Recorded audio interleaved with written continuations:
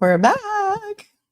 Hope everybody got a chance to get a little snack, get something to drink, take a stretch, some deep breathing exercises, maybe a little mindfulness, because we're coming back for the cross-examination of Kerry Roberts on what is now day 16 of the Karen Reed trial. Court is still on break. It is 1:55 p.m. here on the East Coast. And do you know where your children are? You think they're going to come back at 2, or you think they're going to have a little delay? Somebody's mowing their lawn and listening to this. How can you hear me over the lawnmower? Basically a detective. Well done to you. Well done to you. Don't be suspicious. Don't be suspicious. This is the Anchor and Crown.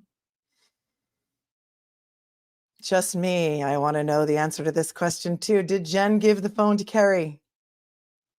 Did Jen give the phone to Kerry? No, or you know what I want to know? Did Kerry give the phone to Jen? Did Kerry give the phone to Jen? And then when Jen ran inside the house, did Jen run the phone inside the house? We're going to see some metrics, some data, some cellular forensics that may show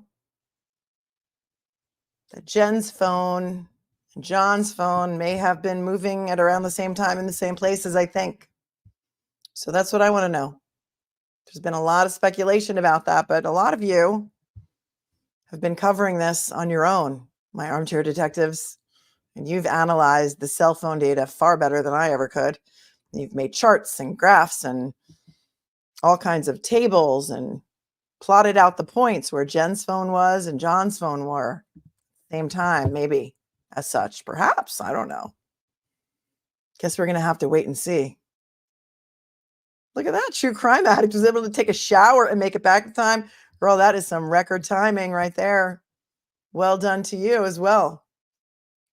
Dan Anderson says, since we know more than the jury and have the ability to rewind and research, would it be possible for you to say how certain pieces of testimony may appear to us versus the anti-Karen crowd versus the under-informed jury? Yeah, I mean, I think it's hard when you know more than the jury knows, because that's always in your head, right?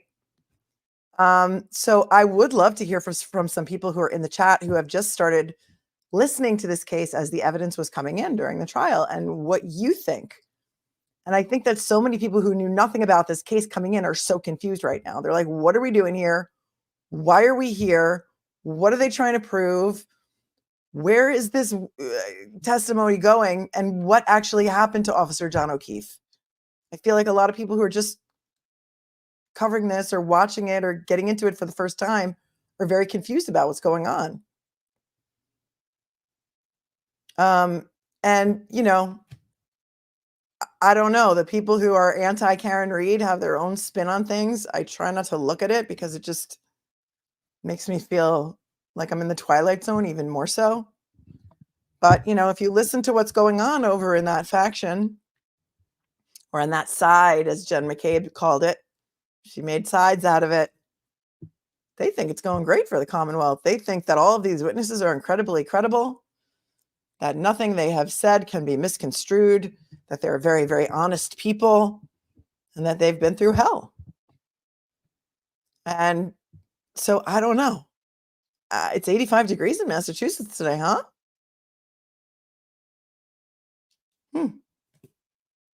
Good on you. I hope you can sit outside and listen to this so that you can enjoy the day a little bit. Eileen says they're railroading Karen. It's crazy. Sydney needs an org chart and a timeline. Go to not right now, but later, sometime later in the evening. Brandy Churchwell, 13th Juror podcast, has a whole bunch of charts and graphs on her website with family trees and who's related to who and things like that, if you just need the basics. DG Muffy, did Kerry testify in front of the grand jury or the federal jury? I believe she testified in front of the state grand jury. I don't know about the federal grand jury. I don't know. Because Kerry's statements were one of the reasons Karen was initially arrested. on the vehicular manslaughter charges and the DUI charges, or OUI. So I would assume they brought her in to the grand jury, which was then convened around April, May of 2022 to upgrade the charges to murder in June of 2022. And then when the feds came in, I mean, she being one of the original witnesses, I would think they would have called her into the feds as well. So there may be a lot of testimony out there that she's already given that perhaps could be used to impeach her today, and all of the things that she said today. Yeah, it's great. Jimmy says, the only thing I see in favor of the Commonwealth is so many working together makes it more difficult to believe. However, harder to imagine does not make it false. Yeah, and I was thinking about that too, Jimmy. I was thinking, like, what if, for example, I saw somebody post a theory like this, or somebody sent me an email like this. I don't know, it all blends together after a while. What if for some reason, because we're going to see there was a text messages between Higgins and John, right? That was brought out in some of the pretrial stuff. Higgins is going to testify this week. I don't think it'll be today. And then I heard there's no court tomorrow. They haven't announced that in court yet, but I heard for some reason the judge may need a day off or something. So I'm not sure. We're going to have to come back on Friday for Higgins, but we're going to find out about some text messages between Higgins and John O'Keefe the night of the murder. So what if Higgins texted John O'Keefe something like, hey, come in the backyard, or come through the garage into the backyard? That way, everyone who's sitting inside the house can say he never came in the house because they didn't see him come in the house. If he went in, because remember that side door, there's a side door to the left, and then to the right was a door to the garage. Let's say he wanted to talk to John about some things. Let's say, because we know there were text messages, flirty text messages between Brian Higgins and Karen. I don't know if John found out and wanted to talk to Higgins about it. I don't know if Higgins found out and wanted to talk to John about it. Like, if this is a thing, right? Let's say instead of going in that left door, he goes in the right door to the garage, so nobody would see him come in. So everyone can say with absolute certainty he never came in the house. And then if somehow he winds up in the backyard, something happens in the backyard, and then he's brought down through those bulkhead doors into the basement, it could be very possible that none of the people inside the house would have ever seen him. And so there wouldn't really need to be that many people involved, because they all feel that they're being truthful when they say they never saw him come in, and maybe they never did. So I don't think that if this is, a cover up or a frame job, that every single person who testified is in on it. I don't know that KERRY Roberts knew anything happened. She's just a talker, like Jen says, and she goes on and on and on. And she doesn't like Karen, clearly. From her testimony, we can see that. She may or may not have been jealous of Karen. You can be the judge of that, just like the jury can be. And maybe she just went along with a narrative that Jen told her these things that happened. I don't know. Do you think she seems malleable? Do you think she seems open to suggestion? I don't know.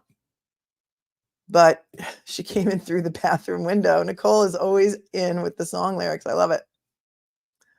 That made me forget what I was going to say. Did KERRY just want to be so badly invited into this group of Heathers? We're calling them Heathers now, because this is starting to remind me of that movie Heathers from the 80s, where every girl in the school was named Heather, except for Winona Ryder's character. Winona Ryder just couldn't get in with the Heathers. She wasn't cool enough. So I don't know.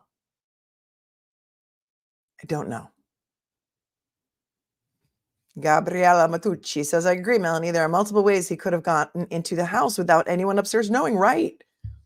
So when they are testifying, truthfully, he never came in the house. We never saw him come in the house. That could be very true. Maybe it's something that the adults had to get together to figure out how to fix or solve this problem. And Jen is so great in a crisis, right? Is she the fixer? I don't know. I'm just thinking of this, what I'm now going to call alleged conspiracy, because I have a feeling the feds might be looking into some conspiracy RICO type stuff. I don't know. Feds don't investigate murders, right? So there's a lot of questions that are targeted towards group texting, conspiracy, agreements to do things between certain people in this case that are testifying. I don't know exactly what's going on, but it's kind of pointing me And my spidey sense is in that direction.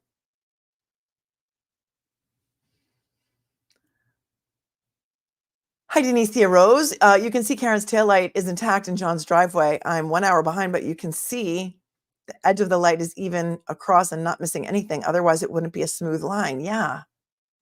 And shouldn't that whole back of the light be red? And when we see it in the Sally port, it's just missing. All of it is missing. It's like they took the entire housing out.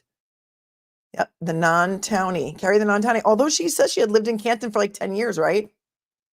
But she went to high school in Braintree. That's where she went to the homecoming with John O'Keefe.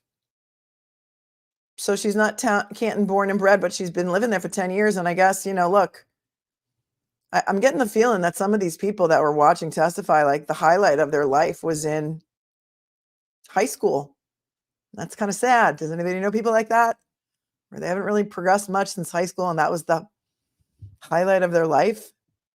And those were the days kind of thing. And, the cool kids in town. I have questions. Says Jen didn't seem all that calm under pressure to me on that stand. I don't know how she something herself up there, but she didn't seem all that calm to me. I'm getting audio on the call. God save the Commonwealth.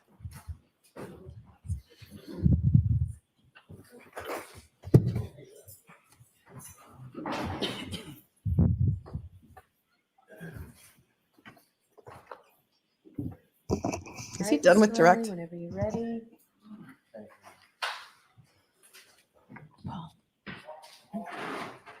Good afternoon, ma'am. Good afternoon. Still Direct. So if I could take you back just for a moment, I apologize for this, but just for a moment back to when you first, where Mr. O'Keefe is on the grass, and at any point in time when you observed him, what, if any, observations did you make as far as how Mr. O'Keefe was dressed at that time? Was he dressed? Yes. He had jeans on. I couldn't really tell because he was covered in snow, but I know that I think he had 2 layers on because when the defendant lifted his shirt.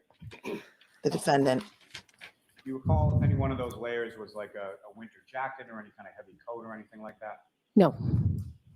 I'm sorry. No, you don't recall? Or Puffy no, jacket. it was not a coat. Puffy jacket in the chat.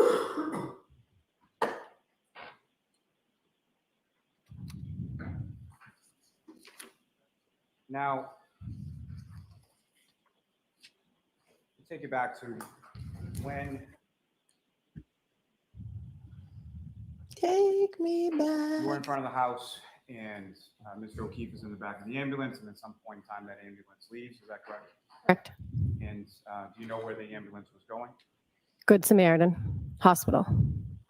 And following that, you mentioned that Ms. McCabe went inside the house, correct? Yes. And do you recall what it was that caused her to go inside the house? No, I'll allow that. Not what anyone What said. caused her to go in the house? I think she was going to wake her sister. And after that, was there anybody else that beyond sort of first responders or police officers, things like that, any other sort of civilian people show up that you recall? Matt showed up at some point. Jen's husband, Matt. And that was before you left, is that correct? Yes. And just to be clear, you had, we'll get to this more in a moment, but you had left from the house once, come back, and then left again? Yes. And when her husband, Matt McCabe, showed up, which of those times was that, if you recall? I think he was there when I left the first time. And did you have any conversation with him? I just said, he said, I said, I'm going to get the O'Keefes. He said, do you want me to come with you? And I said, no. So he went in the house. No. So weird. She's never met him before. He didn't go with them to look for John O'Keefe. And yet Matt McCabe is offering to go with Kerry Roberts, a woman he's never met before, to pick up John O'Keefe's parents. Make it make sense. And when you left, who, if anyone, initially when you left, who, if anyone, left with you? I left with Karen Reed. And as you're leaving your car, you're driving, is that correct? Yes. Where is Miss Reed in the car at that point? Say it again. Where was Miss Reed in your car at that point? In the passenger seat. And as you were leaving, what, if anything, were the two of you doing or talking about, or what was going on when you left that first? As we were leaving, she was saying to me, if anything happens to John, I'm going to kill myself. You need to take care of these kids. Oh, so you're the one who said she was suicidal. Okay. For those of you just joining, wondering about the puffy jacket, one of the first responders named Timothy Nuttall, who was one of the first to arrive on the scene, swears John O'Keefe was wearing a puffy jacket and that they couldn't cut the puffy jacket off of him with the trauma shears because puffy jackets make a mess when you cut them. So he said they had to take the puffy jacket off very carefully because his limbs were stiff.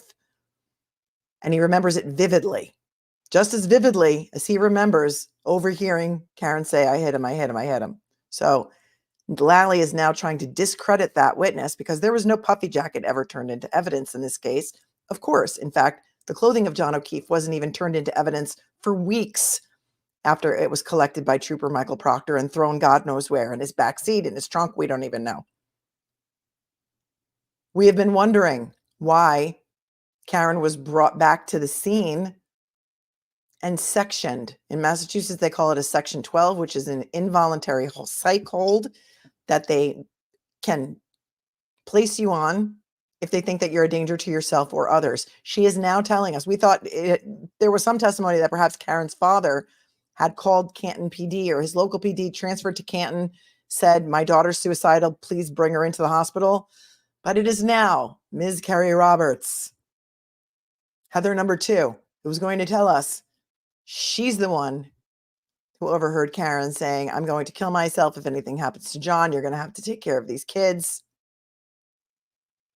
And maybe she's the reason that Officer Good can be heard at 6:30 a.m. on his body cam footage, or not even body cam. Sorry, they didn't have body cam. Dash cam footage saying, I'm going to section her, meaning Karen. Taking it back just a little tiny bit, because here comes. This is all new information. We're hearing it for the first time, just like you who are hearing it for the first time because you're just tuning into this case. Say it again. Where was Miss Reed in your car at that point? In the passenger seat. And as you were leaving, what, if anything, were the two of you doing or talking about, or what was going on when you left that first? As we were leaving, she was saying to me, if anything happens to John, I'm going to kill myself. You need to take care of these kids. And how did you respond? He's not going to die. No one's doing anything of that nature, or something of that nature, I said. No one's doing anything of that As nature? far as you're driving away Chapman and you're facing towards Cedar Crest, is that right? Yes. And so when you left, are you following in that sort of same direction towards Cedar Crest? I took a right onto Cedar Crest, And then where did you go from there? and then I got to Dedham Street, and I went to take a right. And then Officer Good let me go to pick up the O'Keefes to take them. I had to give him my phone number so that he could get in touch with me if he needed to. So he did call, and he said, do you have Miss Reed with you? And I said, yes. And he said, please bring her back. Her parents have called in a suicide. They said she's saying she's suicidal, so they want her to be sectioned. And Her so parents coming back wanted to her that to in be a moment, but before you had left the scene, you hadn't talked to any police officers or anything at that time, correct? No, other than my name and phone number, but no. So you gave them your information and then said, I have to go pick up the O'Keefes. Yes. So you get that call from Officer Good, and then you come back to the house, is that right? Yes. And during any of that time, you recall the defendants, I know you had mentioned she spoke to Aaron O'Keefe. Was there anybody else that the defendant spoke to or talked to while you were with her in the car? She spoke to her mother. And then I ended up taking the phone and speaking to her mother, and I gave her my phone number, and I said, I'm going to go to the hospital. She said, please make sure she does not have her purse. She has medication in her purse. I don't want her to take. And Oh, okay. Okay. So now, oh my gosh, she's doubling down. Kerry's doubling down, tripling down. Don't you let that deal go down, Kerry Roberts. Look at the lips. First testifying that she overheard Karen say, or Karen said to her, if anything happens to John, I'm going to kill myself. You're going to have to take care of those kids. Then Kerry Roberts says, Officer Good called me and said that Karen's parents called Canton PD and said, Karen's suicidal. We have to section her, bring her back to the scene.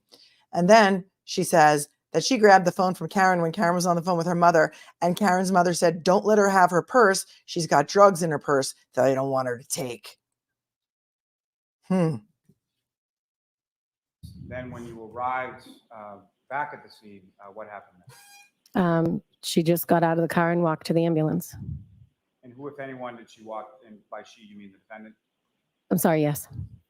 And who, if anyone, did the defendant walk from your car to the ambulance with? She just walked, I think she just walked by herself. I had her phone because I had been talking to her mother. So then one of the first responders came over and said, do you have her phone? And I said, yes. Her mother said, make sure she does not have her purse. And then following that conversation with one of the first responders, where did you go from I went to go pick up the O'Keefes. there? And as far as your drive from Canton, you went to where did the O'Keefes live? Braintree.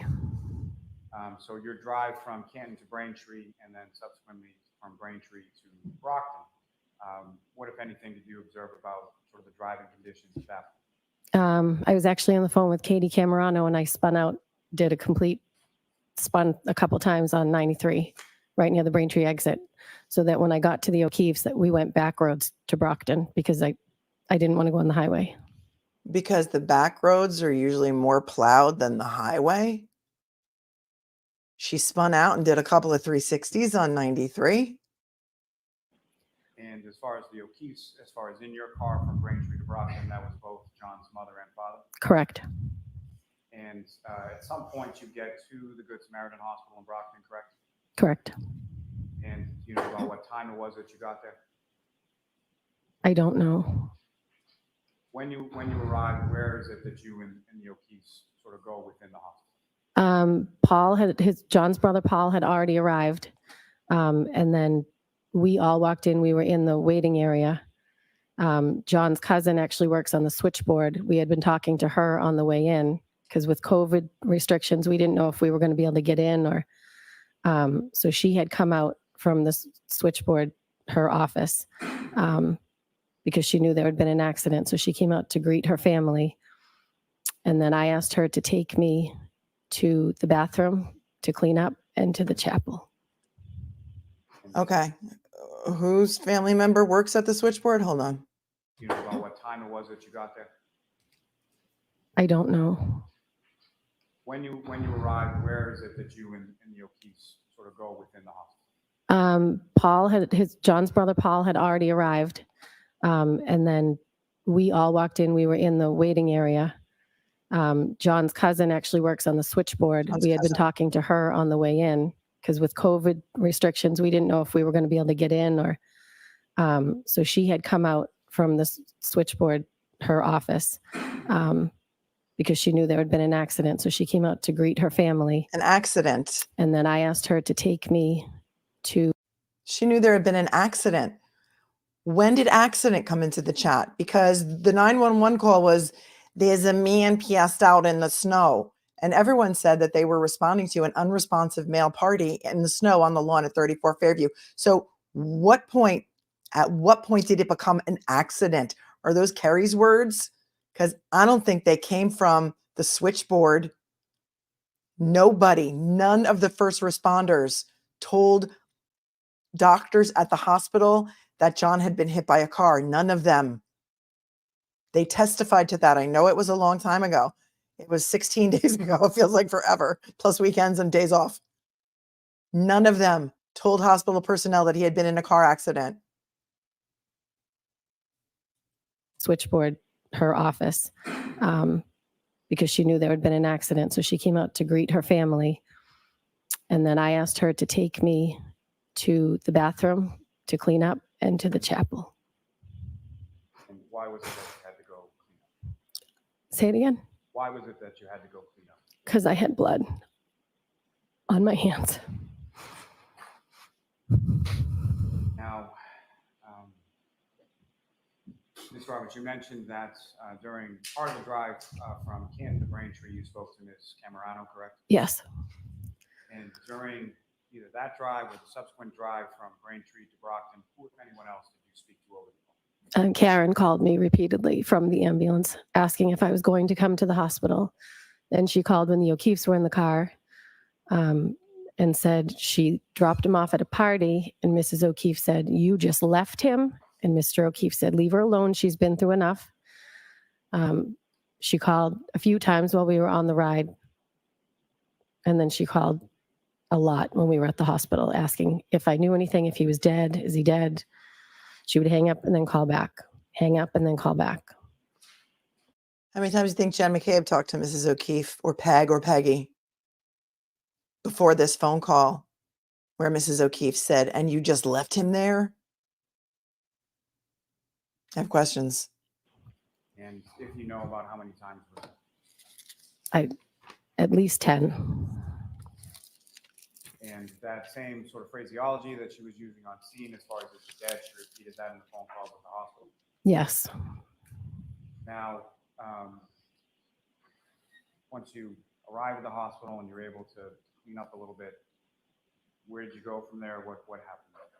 I went to the chapel and I said a prayer. And then I went in and talked to John's cousin, and she said that Dr. Rice was going to ask to meet with the family and that they would be told how John was doing and that they would bring John's family back to see John.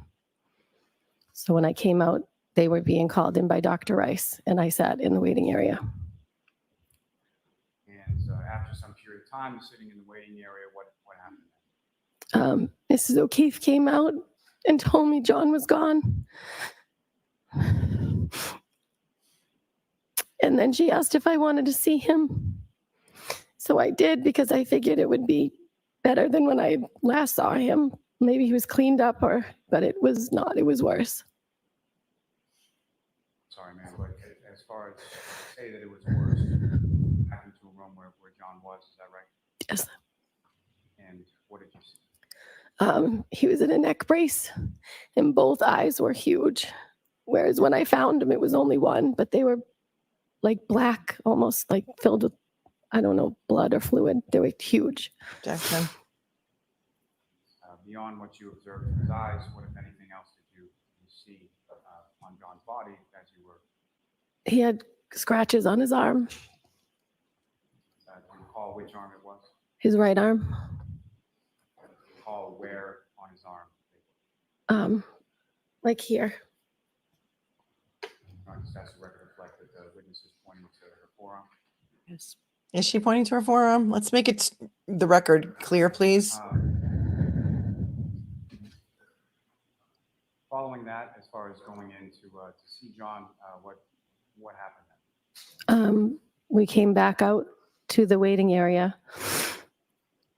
Mrs. O'Keefe wanted to get his necklace off, but I couldn't get it. So her and Paul went back in to get the necklace off. And Karen had called me at some point from the hospital and said, "My father's going to be coming. Can you just keep a lookout for him?" So I said, so when Mr. Reed, her father, walked in, Mr. O'Keefe recognized him and he said, "That's Karen's father." So I went over and I said, "Mr. Reed, Mr. O'Keefe would like to speak to you." And then I just stood there. I didn't know what to do. And at some point, did you leave from the hospital? I did. I took Mr. O'Keefe in my car and Paul took Mrs. O'Keefe in his. And where did the two vehicles, where did you? I dropped Mr. O'Keefe off at John's house and then I went home. And without getting into too much detail as far as the road conditions that you described earlier, how were they? It was absolutely horrible. I told Mr. O'Keefe, if you see a front door in your vision, we are about to hit a house because I can't see where we're going. And my windshield wiper broke. Oh, Now, she's a talker. That was all voluntary information. so you dropped Mr. O'Keefe off at John's house on Meadows, is that right? Yes, And Ms. Reed's vehicle, was that still there at that point? I think so. I don't recall, but I think so. And then you went home, is that correct? Yes. Later on that day or that afternoon, who, if anyone, came to your house to speak to you in regard to what? There were 2 officers, but I don't remember their names. And do you recall which department they were from? The state police. As far as the officers that came to your house and spoke to you, you don't recall their names, is that correct? I don't. You recall if either one of them was a Trooper Proctor? It was not. It was not Proctor. And where in your house did you speak In the dining room. to them? And did they speak to anybody else at your house at that time? My husband. And as far as when they spoke to you and they spoke to your husband, where were you? Starting with yourself, do you know where your husband was when the troopers were speaking to you? I don't know where he was, but he wasn't in the room with me. And same as far as when the troopers were speaking with your husband, where were you? I was not in the room. Following that, did you have occasion to speak to any other troopers or members of the state police at any point in time afterward? I've only spoken to Michael Proctor one time. It was from Jen's house. Because she set it up. I don't know, maybe a couple days later, because Jen and I were re-going over what everything had happened. Mrs. O'Keefe had advised us to make a timeline because she said this could be a while. You guys aren't going to remember something years from now. So sit down, write down what you remember. And I, at that point, said, well, when she first called, she said he was dead. And Jen said, I don't think you've told them that. So Michael Proctor called, or she was on the phone with him, or I don't even know.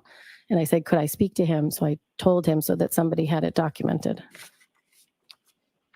Okay. Again, she's got to get it out there again. Mrs. O'Keefe was the one who told them to make the timeline. And Jen is now prodding her into talking to Proctor. In fact, she's saying Jen might have been on the phone with Proctor and then handed her the phone. Remember those group family text messages? I forgot to tell her to call Proctor. She's got to call Proctor. Let's hope they don't think she's making up something after the fact. Well, if they didn't interview her properly the first time, that's on them. Now, Proctor, Trooper Michael Proctor, another friendly, is now involved in the case because the two troopers who went to her house were not Proctor. This is where the story starts to get a little deeper. So as far as Trooper Proctor was concerned, that phone conversation, is that the only contact that you have with Trooper Proctor? Yes. And if you recall, was it February 1st or so that you met with some troopers at Mr. Cape's house? You're telling her the date, Lally. State Trooper who? At some point, did you meet with troopers at Mr. Cape's house? Yes. And if you know, was that on or around a couple days later, like February 1st or so? Yeah, maybe. I don't know. I can't be sure. Were either of those troopers that you met at Mr. Cape's house, were either of those troopers Trooper Proctor? No. And do you recall where within Mr. Cape's house you spoke to them? In the living room. And beyond yourself and the troopers that you spoke to, was there anybody else in the room with you when you spoke to them? No. And at some point, either then or subsequent to then, was there any request made by any trooper from the state police in regard to your cell phone? To my cell phone, yes. And do you recall if it was that date or a later date? It was not that day. I think it was the next day. It was within the next 2 days. They wanted to clone my phone.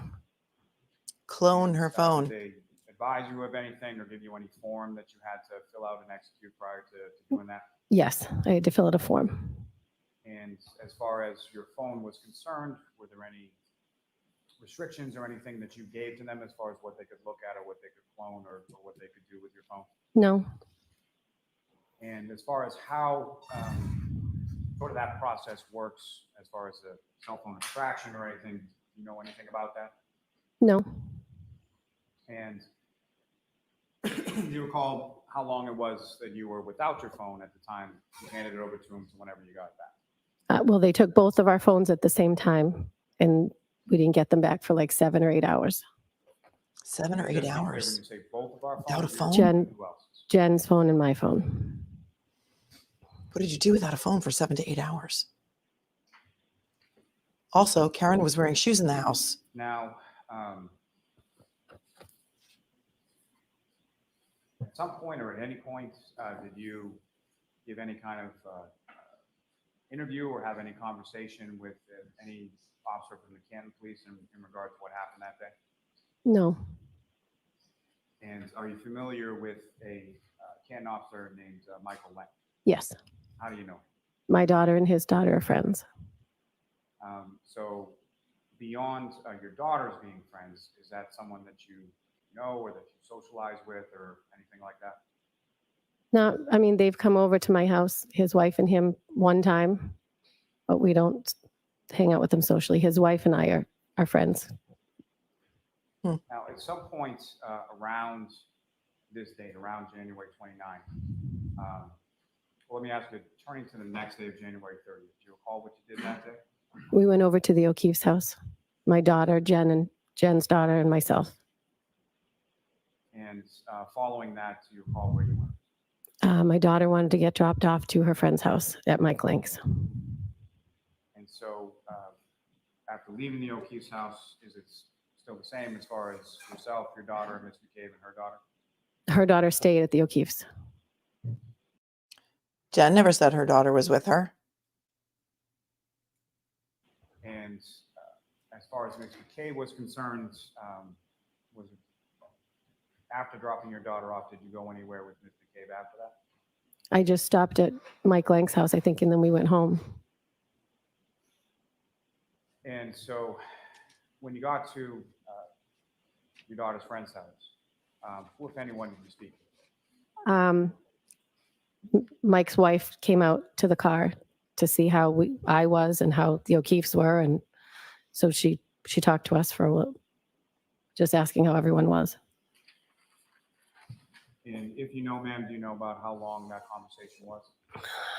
I mean, I'm a talker, so it's probably a while. I'm a talker. I'd say at least 45 minutes. Was that a conversation like through the window, or did she get in the car? You know, I think she got in the car. She was in the back seat because it was freezing. You guys from that rehearsed this pretty well. conversation, do you recall anything beyond sort of how people were doing, or anything? Did you discuss anything about sort of what you had seen or what you had heard the day before on the 29th? I don't recall. It was just a regular conversation. Well, not regular, obviously, but she was more concerned how the O'Keefes were doing, how the kids were doing.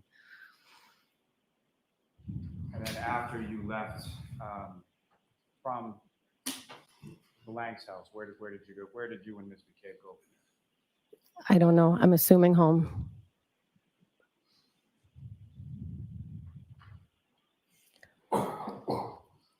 Well, I'm sure they have your geofence data, so Yes. she's assuming she went home. She called herself, I'm a talker. Did Jen tell you to say that? Or did you watch Jen's testimony?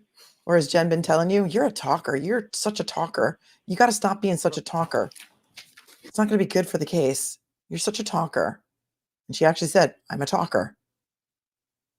So we probably talked for a long time. That's Mrs. O'Keefe. That's Peggy. Mrs. O'Keefe.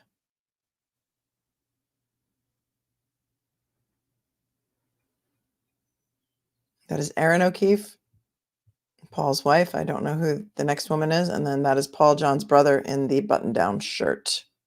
They both testified. Erin and Paul testified on day one of this trial, which seems like a very, very long time ago. No questions, Your Honor. Okay. All right. What? No questions? Oh, thank you. Okay. Ms. Little? No questions, Your Honor. Okay. No cross. Oh, thank you. No cross. Is anybody else surprised? We're not getting a The cross next with Kerry witness, Mr. Roberts. No Riley. questions. Yes, Your Honor. The Commonwealth will call Ms. Laura Sullivan to the stand. What? Yeah, what? Okay, maybe they're going to call her back on their direct case. Maybe they just want to let her testimony lie for now because she's a talker, right? So they could always call her back if they need to. They can poke holes in her testimony. They can close on her inconsistencies, but that's an Need to interesting give that strategy. instruction. I think Mr. Lally, I'd like you to tell me when you want me to give that instruction. it's So just wave it for me, flag it for me. sure. This is one of the Aruba witnesses. If you're just tuning in, Kerry Roberts was let off the stand with no cross-examination. Miss Little got up and said, no questions. And that is where we are, waiting for the next witness, who probably thought she had plenty of time. Raise your right hand, please. Do you solemnly swear the evidence you give to the court and jury in the case hearing here should be the truth? Could you please state your name and spell your last name?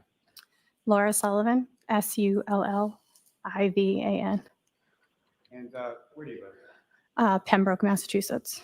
And how long have you lived in Pembroke? Almost 6 years. And who, if anyone, do you live in Pembroke with? I live with my boyfriend and our 3 children. 2 stepchildren that are with us half the time, and then my son, Ben. And your son, how old is he? He's 10. I'm sorry. 10. Sorry. Oh, that's fine. And your stepchildren, how old are they? 15 and 13. Now, do you work, man? I do. What do you do? I work in human resources. How long have you been doing it? Just over 6 years. Ma'am, if I could turn your attention to New Year's Eve of 2021 into New Year's Day of 2022. Do you recall that time frame? I do. And do you recall where you were? I was in Aruba. And if you could explain to the jury sort of how often was that a regular trip that you did around that time of year? Yeah. We've been doing a trip like around that time for, I'd say, 5 or 6 years. This will be our 6th year, I believe. And over the course of those 5 or 6 years that you've done that, when you say sort of we, how did that start and how was that expanded, if at all? So we've been going, Josh and I have been going to Aruba for years. In 2021, post-COVID, we decided to bring our children. We had never gone with them before. And since it was post-COVID, a lot of people are kind of stir crazy. And a group of our friends jumped on board. And so we went from just the 5 of us going to approximately 60 people.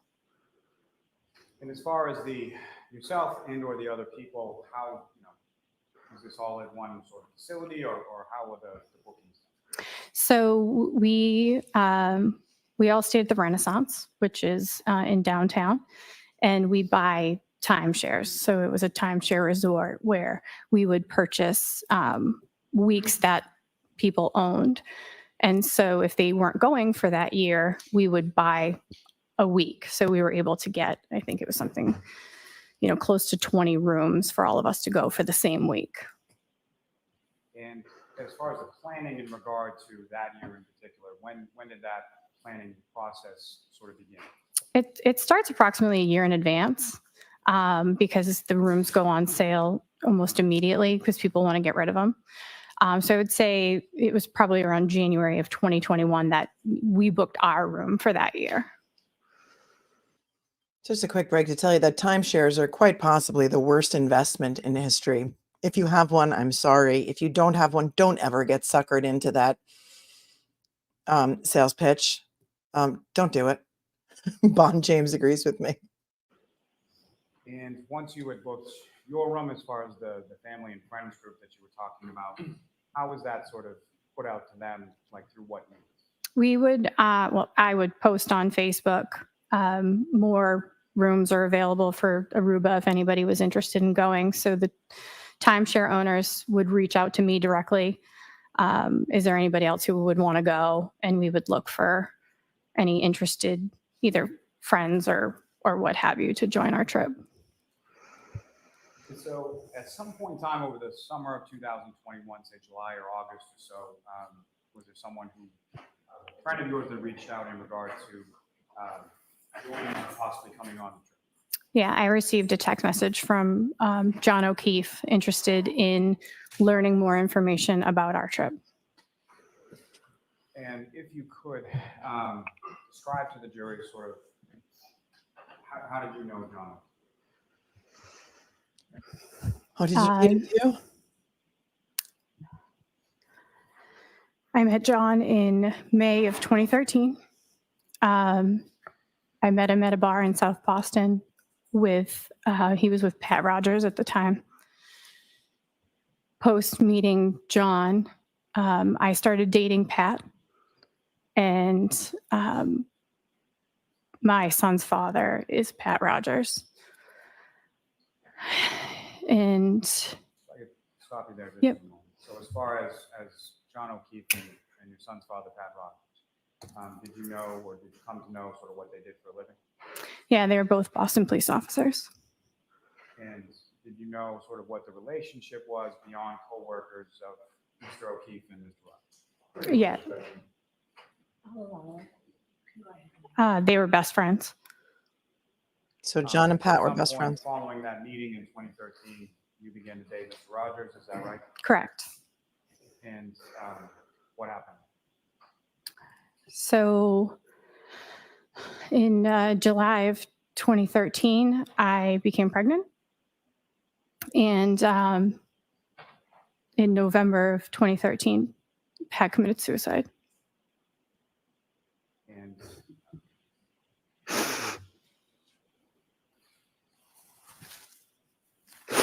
That's very sad. okay? Yeah. Following that, how would you describe sort of the relationship with Mr. O'Keefe, or how did it evolve? So in November of 2013, I was on a work trip, and I had not had the best conversation with Pat. It was it just didn't feel right.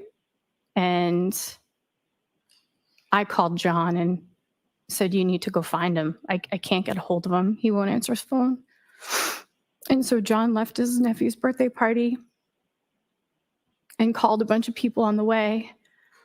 And ultimately, Pat was found in the basement of his house.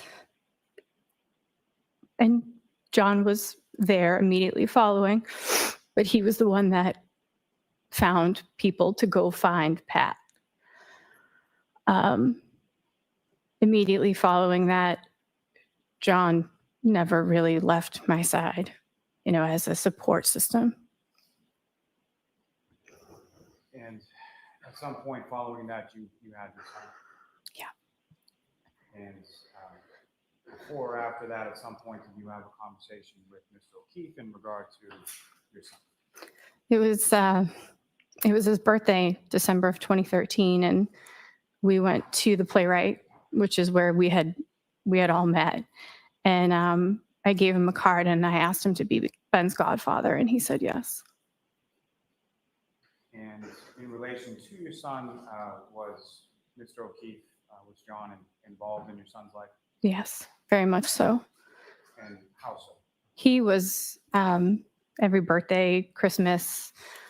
He was always in contact. He was the first person in my delivery room after I gave birth. He was a constant. He was a connection to Pat, and always making sure that Ben was taken care of, in the sense of being there to tell stories or what have you from his relationship with Pat.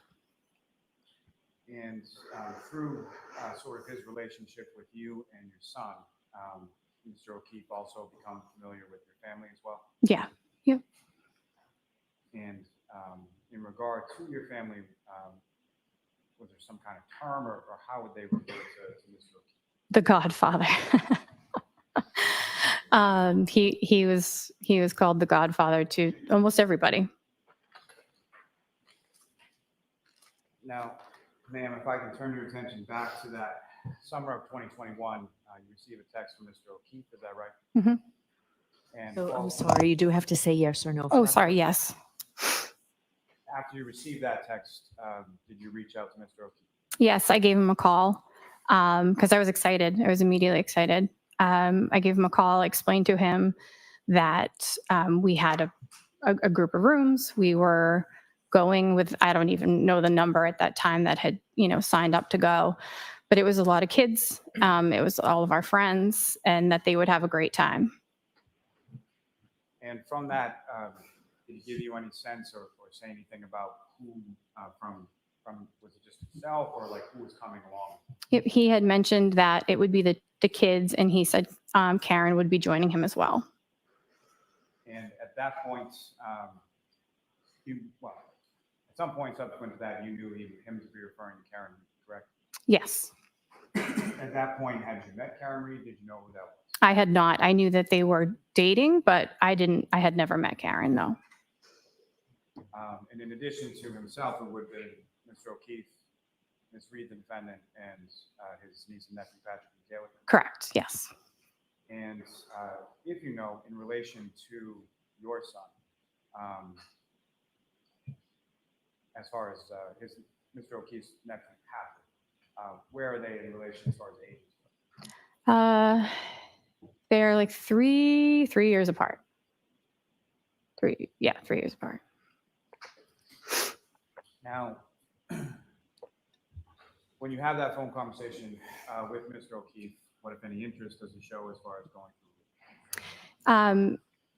After, asking a couple questions, I could hear Karen in the background, and he put Karen on the phone, and that was the first time I had spoken to her. He basically said, just talk to her so you can answer her questions. Do you recall what kind of questions they were or what it was about? She was interested in the room setup, how many people could sleep in a room, and how the room is set up. You have a king size bedroom, and then there's a kitchen area, and then there's a living room that has a pull-out couch. And they explained that it's a 4-person occupancy room, and you could get a roll-away bed as well. And following that conversation, when was the next time, if at all, that you had any conversation with Mr. O'Keefe and or Ms. Reed in regard to the Aruba? So during that conversation, Karen mentioned that she needed her own bathroom and she needed her own space, and that she wanted 2 rooms. And so I put them in contact with a woman that I knew had 2 rooms for them to, figure that piece out. I don't handle any of that. I put people in contact with whoever owns the rooms. I put them in contact with the woman who had the 2 rooms, and I know that they had, paid her relatively quickly. I mentioned to John that the rooms, I couldn't promise that the rooms would be next to each other, and they weren't. They were on opposite sides of the hotel, but they got 2 rooms. And this, my friends, is the motive for murder. Let me remind you, for those of you who don't know, or for those of you who don't know, Karen Reed has Crohn's disease. Karen Reed has had, I don't know, something like 9 to 10 surgeries on her colon, a complete removal of her colon. And if you know anyone who has Crohn's disease, or you unfortunately suffer with Crohn's disease, you may understand why a woman might want her own bathroom. But they are calling this witness because they want the jury to believe that that made Karen some sort of biatch because she wanted her own bathroom, for starters. And then maybe there was something that happened in the lobby that gave this witness a bad taste in her mouth about Karen. This is character assassination against Karen at its most base level, because this is all they have. And this is what they want you to think the motive is. Because this happened on New Year's Eve, which was 29 days prior to Officer O'Keefe's murder. And this witness had a bad taste in her mouth about Karen because she wanted her own bathroom. We've read about this in pretrial motions, so we're not surprised about this. But that's what they're getting at here. And when you say opposite sides of the hotel, where do you know sort of where those rooms were in relation to each other and who stayed in which room? So the pool and lobby is in the center, and then the hotel comes like this, and there are pool walkout rooms on the first floor of each. And Karen and John were on this side and the kids were on this side. And they both had walkout rooms. And as far as sort of front door to front door, do you know about how far away they were from each other? I would say, I mean, steps wise, maybe 200. But the hotel is it's small enough, but it was separated by a lobby, the front entrance, the outside entrance. Now, with regard to your arrival, when was it that you arrived in Aruba? So the timeshare rooms run Friday to Friday. So we were booked for the 31st through the 7th. Josh's birthday is December 30th. So we went down as a family a day early. And we had friends who were already down there since Christmas. John's timeshare room woman reached out and said, hey, we're leaving early if you want to arrive early. So him, Karen, and the kids actually came down on the 30th as well. They were on the flight following us. And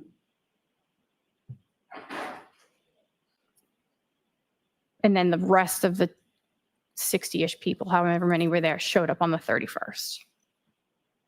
And so from that first day that you arrived there, as far as when you got there on the 30th, when was the first time that you saw John, or when was the first time that you saw anyone from that group?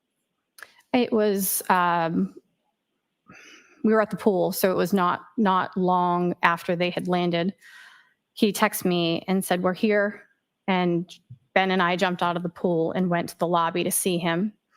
And then on the way back from the lobby, I saw somebody banging on the window on the left-hand side of the rooms, and I didn't know who it was. And then I saw Kaylee, and I was like, oh, well, that must be Karen.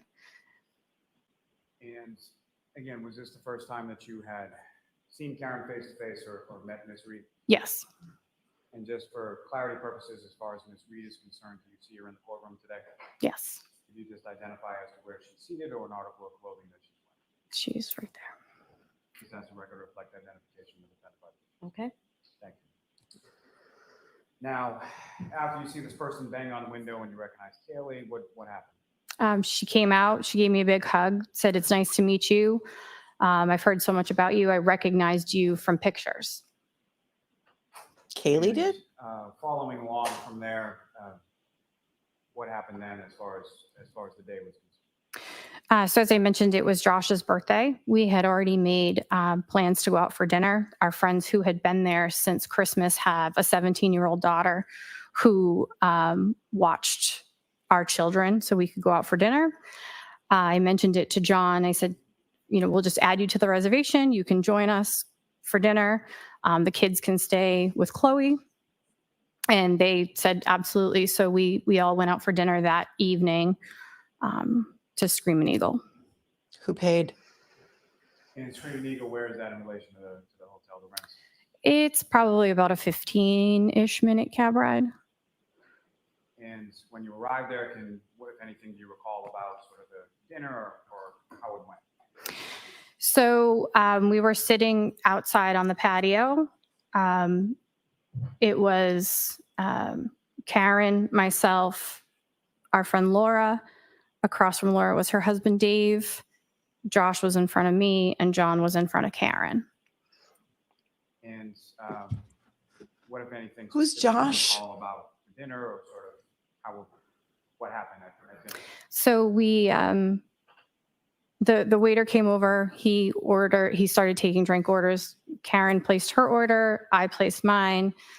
Laura placed hers. Dave placed his. And then Josh ordered a dirty martini with blue cheese stuffed olives.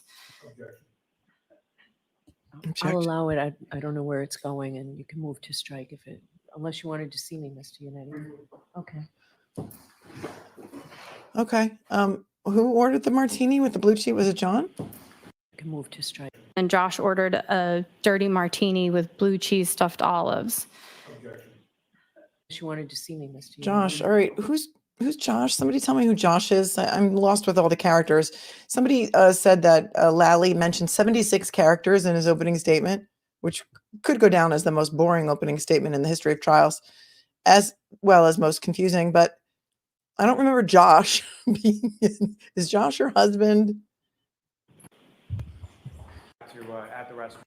Dirty martini with blue cheese stuffed olives. That's where we are. So Ms. Sullivan, turning back to at the restaurants, the drinks that are ordered, people have what they have. And at the end of the evening, as far as the bill comes at some point, correct? Correct. And what, if anything, do you recall about that? Karen had paid the bill prior to us receiving it. And what, if any, Who does that? How many people did she say were at this dinner? 10 people? I don't know how many people. Karen had picked up the bill behind everyone's back before the bill even came. Wow. How generous is she? Karen picked up the bill for all of you people in Aruba, and what? Does that make her guilty? That's what nice people do, right? And they take care of it when they go to the ladies' room or something behind everyone's back to be like, here's my card. Make sure nobody, if anybody asks for the check, just, run my card. I'll take care of it.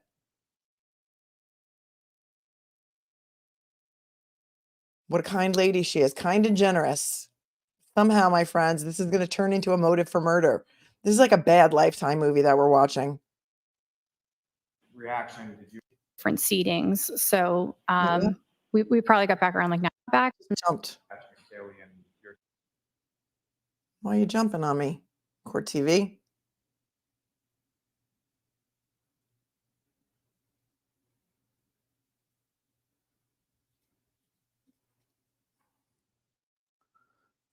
All right, he's already into the next day. It jumped. Hold on.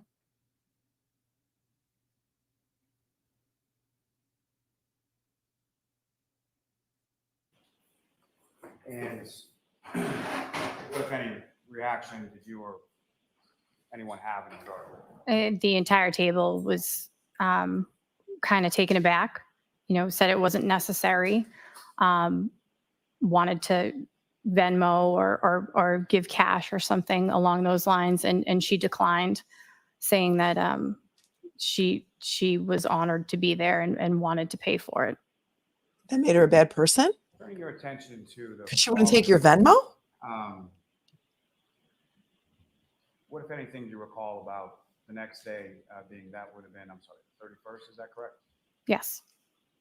So turning your attention to December 31st, 2021, what, if anything, do you recall about that day in specific regard to Mr. O'Keefe and his? John was very vocal on the 30th on how he just wanted to sit in the pool and watch the Alabama game. Here we go.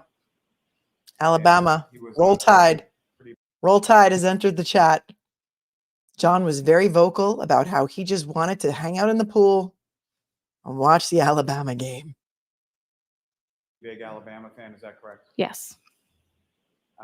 And so over the course of that day, what, if any, interaction did you have with either, starting with Mr. O'Keefe, what, if any, interaction did you have with him? I saw him in the pool. I know he was sitting at the pool bar watching the game with Josh. I saw the kids. I recall seeing Karen. I don't remember if we spoke or not. But it was mostly in the pool because we were waiting for the rest of our friends to show up. Now, amongst the rest of your friends that showed up, do you have any siblings? I do. And how many siblings do you I have 2. have? And brother or sister? I have a younger brother and a younger sister. And with reference to your younger sister, what's her name? Marietta. And how much younger than you is Marietta? She's 10 years younger than me.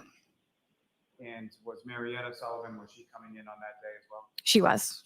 And do you recall about what time it was that she arrived or that she came to the hotel? When was the first time you saw her? It's tough to remember, but I want to say everybody showed up on one of the first or second flights that came out of Boston. So I would say she was there by 1 p.m. And if you recall, what, if any, plans were there as far as dinner was concerned on that evening in New Year's? So what we tend to do is book reservations, and if people are interested in joining, they can join us. And that night we had approximately 40 people going to have dinner on the beach at Moomba Beach.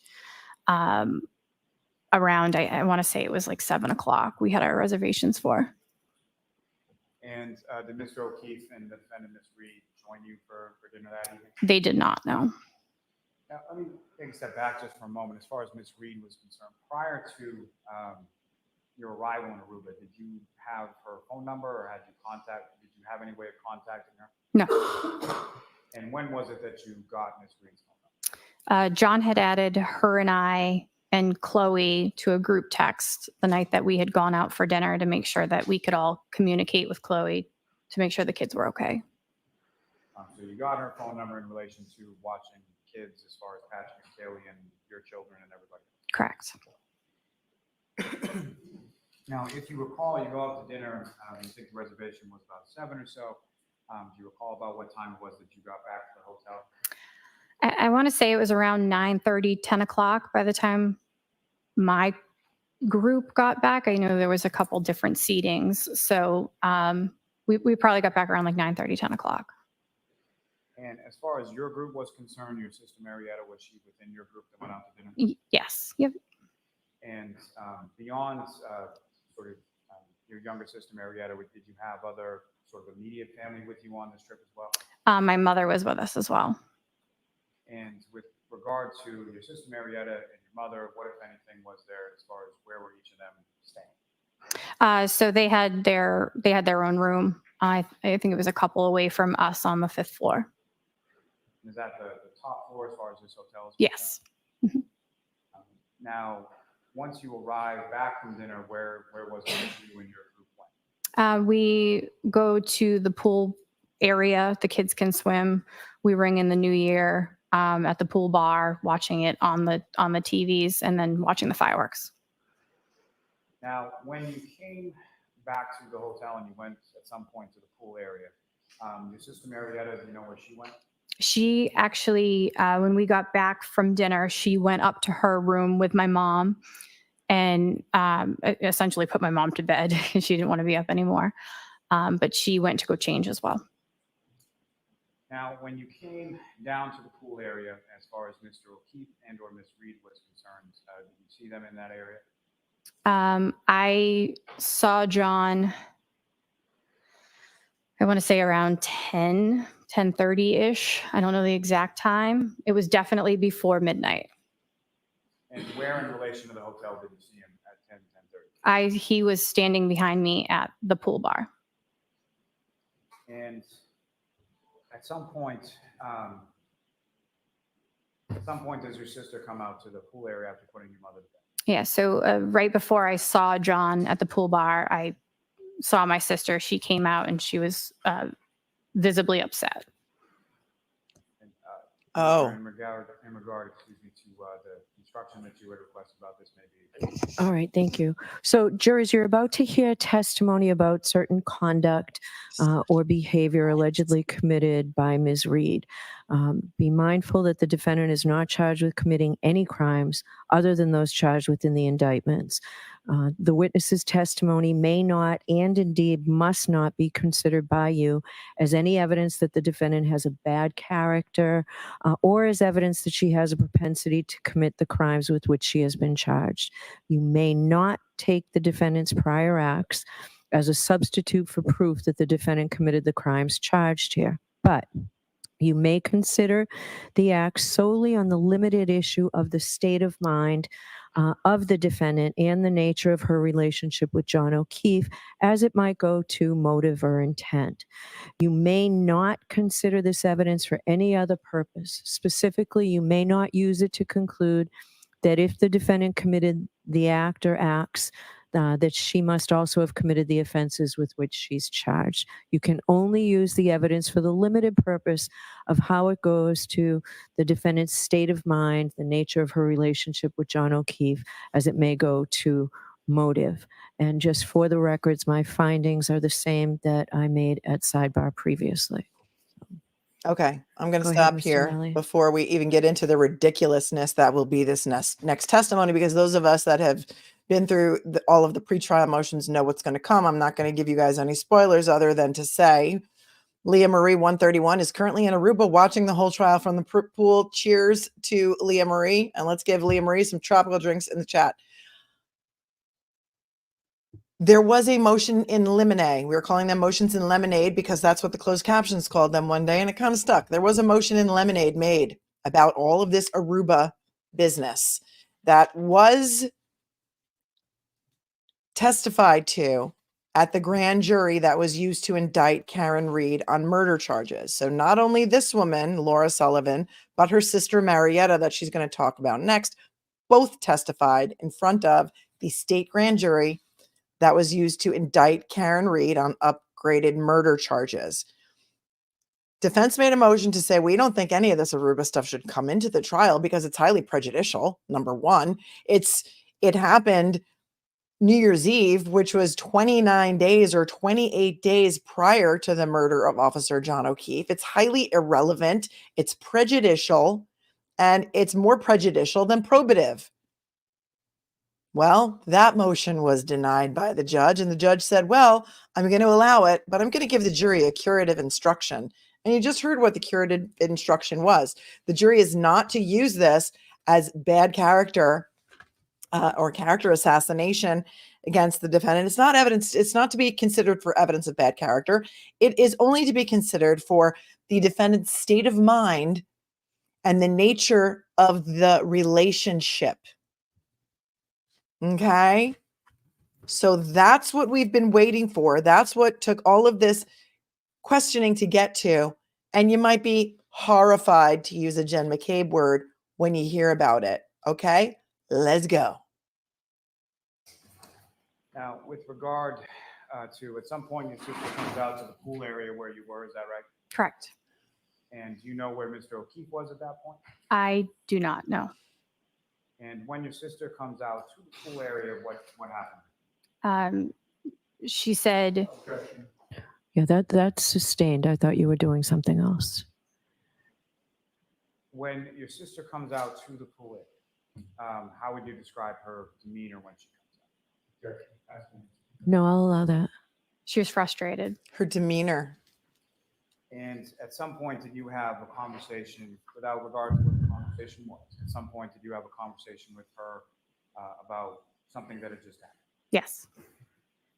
Now, following that conversation with your sister, at some point subsequent to that, Mr. O'Keefe come back out to the pool area.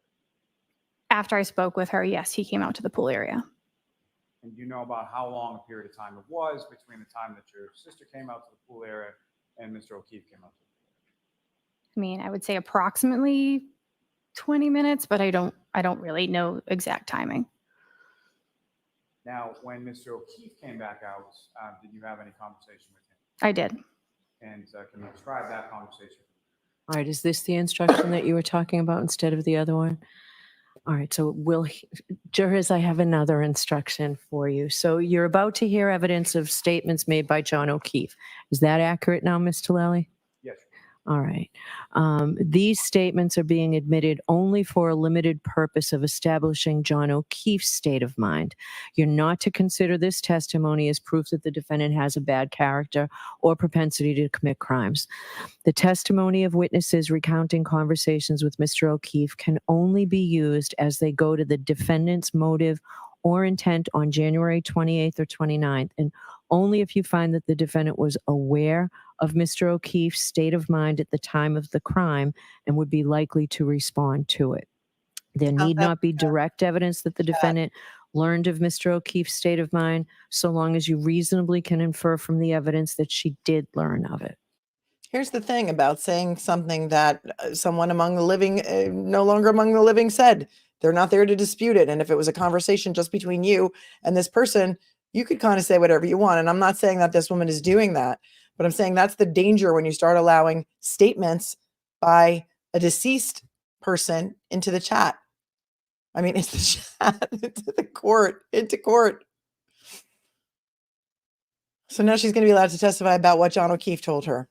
Conversation Okay. with him, can you describe to the jury what that conversation was about? I turned around and I was pretty shocked to see him. I said, "What's going on?" And he said, "Nothing." I said, "Did Etta and Karen have words?" Etta. And he said, "I don't know." And I said, "Well, that's not what Etta said." Oh, now we're going to get into some very, very hearsay. We're bordering on the edge of hearsay. Etta is Marietta. And I asked him if everything was okay. And at that time, his phone was lighting up, and it looked like calls and texts, and it said Karen on his phone. After you make that observation, what, if anything, did you say to John? I asked him if he needed to take it, and he said, "Yes, she's crazy. I got to take care of this." Yes, she's crazy. That's what John Was said. that the last time that you saw him on New Year's Eve? It is. Now, turning your attention to the following day, New Year's Day, did you see either Mr. O'Keefe or Miss Reed at all on that day? I did not. I saw the children, but we didn't see them that day. No. Now, turning your attention to the following day, being January 2nd, what was sort of the plan as far as what was going on that day? Our hotel has a private island. The hotel we stay at has a private island, and we rented all 8 of the cabanas between the 60 of us that were there. And when the cabanas went on sale, I had reached out to John and asked him if he wanted me to get him one. And he said, sure. So I booked one for him, and he paid me for that cabana. So we all went out that morning. And it was probably around, 10 o'clock in the morning, and they weren't there yet. And so I sent him a text and I said, are you coming, or do you want me to sell this cabana? Because there was other, couples there. At least he could have made, the money back. And he asked me who was there. And I said, everybody. And I named off a couple names. I'm not really sure. But I said, everybody's here. And when you said that, how did Mr. O'Keefe respond? He said, well, apparently I made out with your sister the other night, according to Karen. Mm-hmm. Yep. Now, is that the first time that you had heard that? Yes. So fair to say whatever you had heard from your sister on December 31st was not that. Objection. No, I'll allow that. Correct. And what was your reaction when Mr. O'Keefe told you? Objection. I'll allow it. I was shocked. I immediately found my sister and said, did you make out with John? Objection. Sustained. Now, when you went to talk to your sister, who was it that your sister was with when you went to talk to her about that? I don't recall who was standing near her. Maybe my mom. I don't know. As far as your sister was concerned at that time, was she dating someone? Yes, And the person that she was dating, was that person on the trip as well? he was. Yes.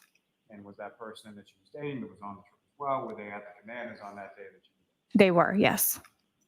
there? Now, as far as you have some conversation in regard to your sister, and then at some point do you go back and have further conversation with Mr. O'Keefe? Yeah, I said I texted him back. I said I just talked to Etta. She said absolutely not. That did not happen. Objection. Move to strike. That's Yeah, sustained. I'll That is strike hearsay. They can call Etta if they want to. She was a little slow on ruling of that objection, quite frankly. Now, at some point after that exchange, did Mr. O'Keefe and or Ms. Reed and or the kids come out to the Cabana area? They did. Yes. And at any point, how would you describe sort of how Mr. O'Keefe and or Ms. Reed was acting when they came out to the Cabana? But Karen immediately went in the water. I just recall her being like floating in the ocean for a good chunk of the day. Mm-hmm. John was hopping around from the different cabanas, talking to people. Burn her at the stake. One of my favorite pictures of him is with my We son don't care. from that day. Objection. Did you have any conversation with Mr. O'Keefe once he came out to the Cabana area? No, we kind of just kept it light. We didn't really talk about anything that had happened. I was just kind of trying to stay out of it for now. For now. And following sort of the Cabana situation or the Cabana day, what happened then? So post that day, I think I saw John one other time. I saw him in the pool. It was the one time that him and I were alone. Oh, He you wanted to get him alone? seem like he was himself. I'll allow it. What? He You seemed cannot distant. allow, Judge. And No, you cannot allow that. He did not seem like himself. This is completely subjective testimony from this witness and her opinions now about John's state of mind. He didn't seem like himself. Okay, we're going to allow all this in. Highly prejudicial, highly inflammatory. And just because you give the jury that they should not, an instruction that they should not use this for any other purpose other than, state of mind and state of relationship doesn't mean they're not going to. Robin's like, why is she allowing this? They made a motion in limine to prevent it, but judge is allowing it in with that limiting instruction. If you didn't hear the instruction, you can rewind for it. But this is a lot worse than I thought it would be with regard to how much of this she was going to allow in. And now she's going to allow this witness to say that John did not seem like himself. I'll allow it. he seemed distant. And I asked him if he was okay. And he kind of just, shrugged it off. And I said, are you happy? And he kind of, just rolled his eyes and shrugged it off. I said, well, something along the lines of life is too short to not be happy. And he goes, well, Laura, it is what it is. Wow. And I did ask him if he wanted to talk about it. I said, do you want to talk about it? And he's like, not really. Life is too short. So It is what following, it is. That exchange in the pool area, when was the next time that you saw him? I had spoken to him. We all went on the Jolly Pirate. We had all bought tickets in advance. So we had basically rented the whole boat for everybody to go. We had bought 4 tickets and we had gotten a bus from our hotel. And he didn't show up for the bus and wasn't answering my calls or my texts. And then we finally got down to where the boat was. The boat was about to leave. And he messaged me. He's like, not going to make it. Kids slept late. And so I didn't think anything of it. Then after that, I saw him and Karen the night before they left. They ended up leaving a day or two early so that the kids could get back to school. And when you saw them, where was that in relation to? Right outside the hotel is a marketplace that has a bunch of restaurants and arcade. I was sitting at the 5 o'clock somewhere bar that looks into the arcade with my best friend Val, and my friends Dave and Laura and Karen and John walked up. What, if any, conversation did you have with either Mr. O'Keefe or the defendant at that time? Karen grabbed me and she said, hey, I'm sorry. I thought I saw something that I didn't, and I would like to pay for some of your sister's room. So Karen apologized and offered to give you money. I said it's absolutely not necessary. Just an apology will do. Mm-hmm. What's she even apologizing for? Did she persist in wanting to pay for the room? She did. And how so? She just said, I will apologize, but something along the lines of, I want to pay for some of her room. Can I just have her room number? I don't remember if I gave her the room number or not. I don't really know. And with regard to that trip, when was the next time, or when was the last time that you saw her? So She's so the day that they were leaving, I saw him by the pool. He came up, he gave me a big hug. He said, I love you. This was a great trip. Thank you so much. And I said, well, you're definitely in again for next year. And he said, absolutely. And that was the last time I physically saw him. gave him a kiss. He gave me a kiss and a big hug. It's, listen, the guy she's with right now, she said is her boyfriend. She's not married. She wasn't married at the time. I think she was with a boyfriend. So I don't know. Did she want John too? Seems like everybody loves John. Everybody loves John. Everybody loves John. And all of these women did not want John to be with anybody else. That's just the vibe that I'm getting. The vibes are off here. The vibes are off.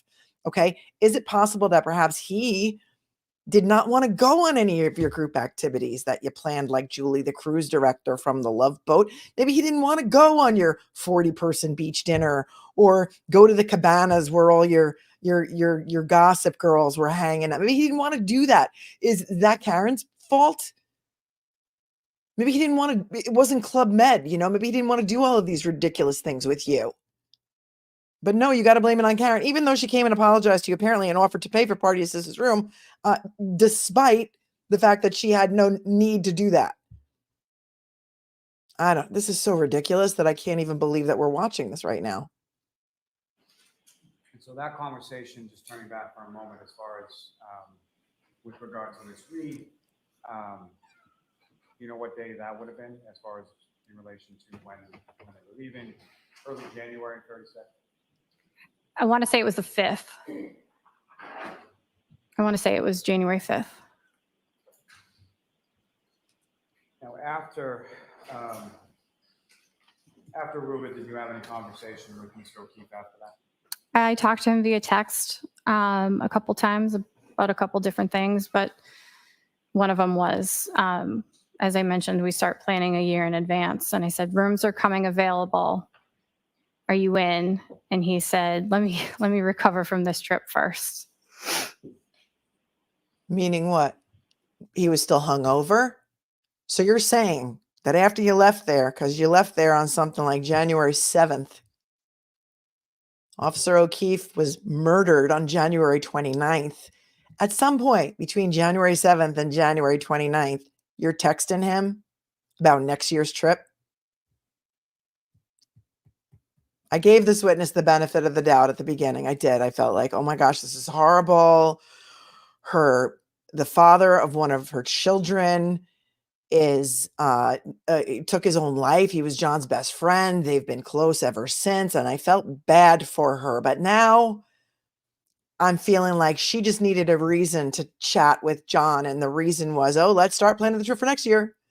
Really, between January 7th and January 29th, you're hassling him about planning the trip for next New Year's. I don't know. Then now this is ringing hollow to me, just my own personal opinion.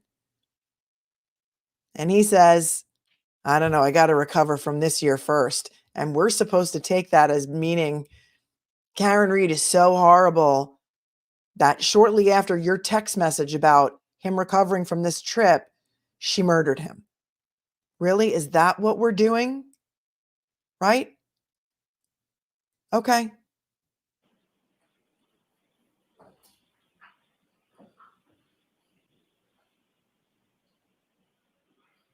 Now, ma'am, if I could turn your attention to Saturday, January 29th, 2022. You recall that day? I do. And at some point in the morning or during that day, did you get a call? I did. I received a call from, I'll hear that she received a call from someone. Of course she'll hear I it. received a call from my aunt. And what did you learn in the call from your aunt? Objection. I'll allow it. That John O'Keefe had passed away. And after you hung up the phone with your aunt, what did you do with that? I'm here this subject to striking. I called him. I called anybody's number that I had You called- associated with the family. You called him just I after ended they up told you that he calling passed away? Kaylee. I texted Kaylee. I texted Karen. And without any regard to what Kaylee said, did Kaylee respond to you via text? She did. And then at some point, did the defendant, Ms. Reed, respond to you as well? She did. Was that a phone call or a text, or how did she respond? It was a text later that afternoon. And do you recall what she said in the text that you got? She said, "Hi, Laura. John has passed." And I Recall what, if anything, you responded to that? I said, "Oh my God, what happened?" And she said, "We found him in the snow at 5 a.m." what, if anything, did you ask or how did you respond? I said what happened. I just recall, kind of going into a tailspin, asking a bunch of questions. And she mentioned, she said, I don't know. We were both at the same party. I didn't go in. I went home. Did she say, I hit him, I hit him, I hit him? And it wasn't 5 a.m., it was 6 a.m. Yes. Okay. Yeah, maybe Karen wanted to spend some time alone with John and the kids. That's something all of us have heard about before. Karen was excited that her and John had planned a trip together soon. Right. After his death, they had a vacation planned. You can huddle up all you want, sir, but here comes the man.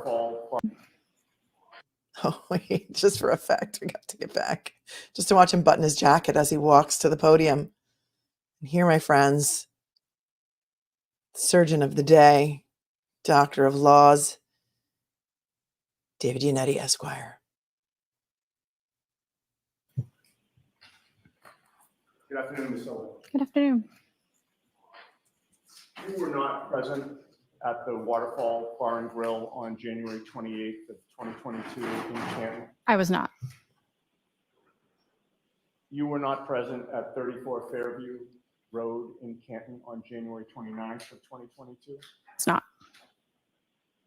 Yet you'll agree with me that Michael Proctor, the state police trooper, visited you at your home all the way in Pembroke, Massachusetts on February 8th of 2022 Yes. to interview you. Yes. Nothing further. That's it. Anything, Mr. Lally? Just briefly, as far as There's nothing brief about Trooper you. Proctor ever. coming to your house, was he alone, or who, if anyone else, was he with when he came? He was with another trooper, Okay. Do you recall who that trooper was? Trooper Fanning. Nothing further on. So let that sink in. On February 8th, 2022. Your next witness, Mr. Lally? Yes, Your Honor. The Commonwealth call Miss Marietta Sullivan. Oh, I thought Brian Higgins was coming Also, I'll next. see you while we're waiting for this witness. I don't want to see Marietta Higgins. I don't give a damn about what Marietta Higgins has to say. We want Higgins. We want Higgins. Let it sink in that Trooper Proctor is already visiting the Sullivans. Where did she say she lived? I don't even feel like rewinding it. On February 8th, before he's interviewing other percipient witnesses who were in the house that night at 34 Fairview. Right away, they latch onto this theory and they're looking for a motive. And I bet Jen McCabe said, oh, they went to Aruba over New Year's Eve. You should talk to some of those people. And so right away, Proctor gets his butt with his partner all the way to Pembroke, Mass. I don't know how far that is. Can you tell me? All the way to Pembroke to interview Laura Sullivan from Aruba on February 8th, 2022. After Karen's arrest, but before many of the other witnesses were ever interviewed. Nothing to see here, folks. Nothing to see here.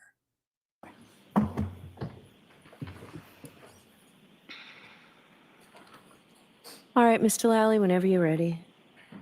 Good afternoon, ma'am. Good afternoon.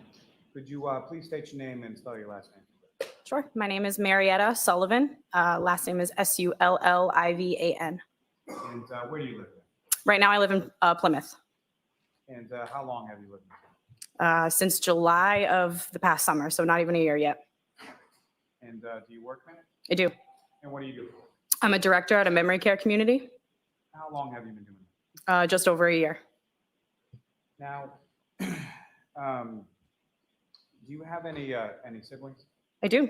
And how many siblings do you I have two, have? Older, younger, both older, and brother, sister? brother and sister, And your sister, what is her? Laura Sullivan.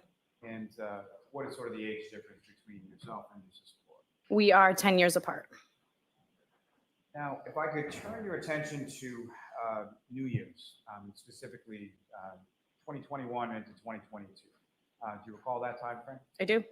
And do you recall where it was that you were or where you were going for that time?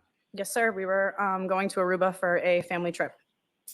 And is that sort of an annual family trip? It has become since then. It was the first time I had attended.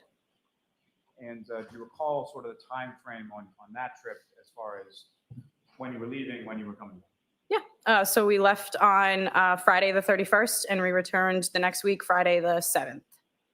And when you say we, who is? My mother and I flew out together with another group of people to meet my sister and brother-in-law down in Aruba. And at that time, so to meet them down there, had your sister Laura, had she flown down prior to you? She had, yes. And at that particular time, were you dating someone? I was seeing somebody, yes. And the person that you were seeing, was that person coming on the trip as well? He was, yeah, the day after we got there. So your sister arrives on the 30th, you arrive on the 31st, and the person you were seeing arrives on the 1st. Yes.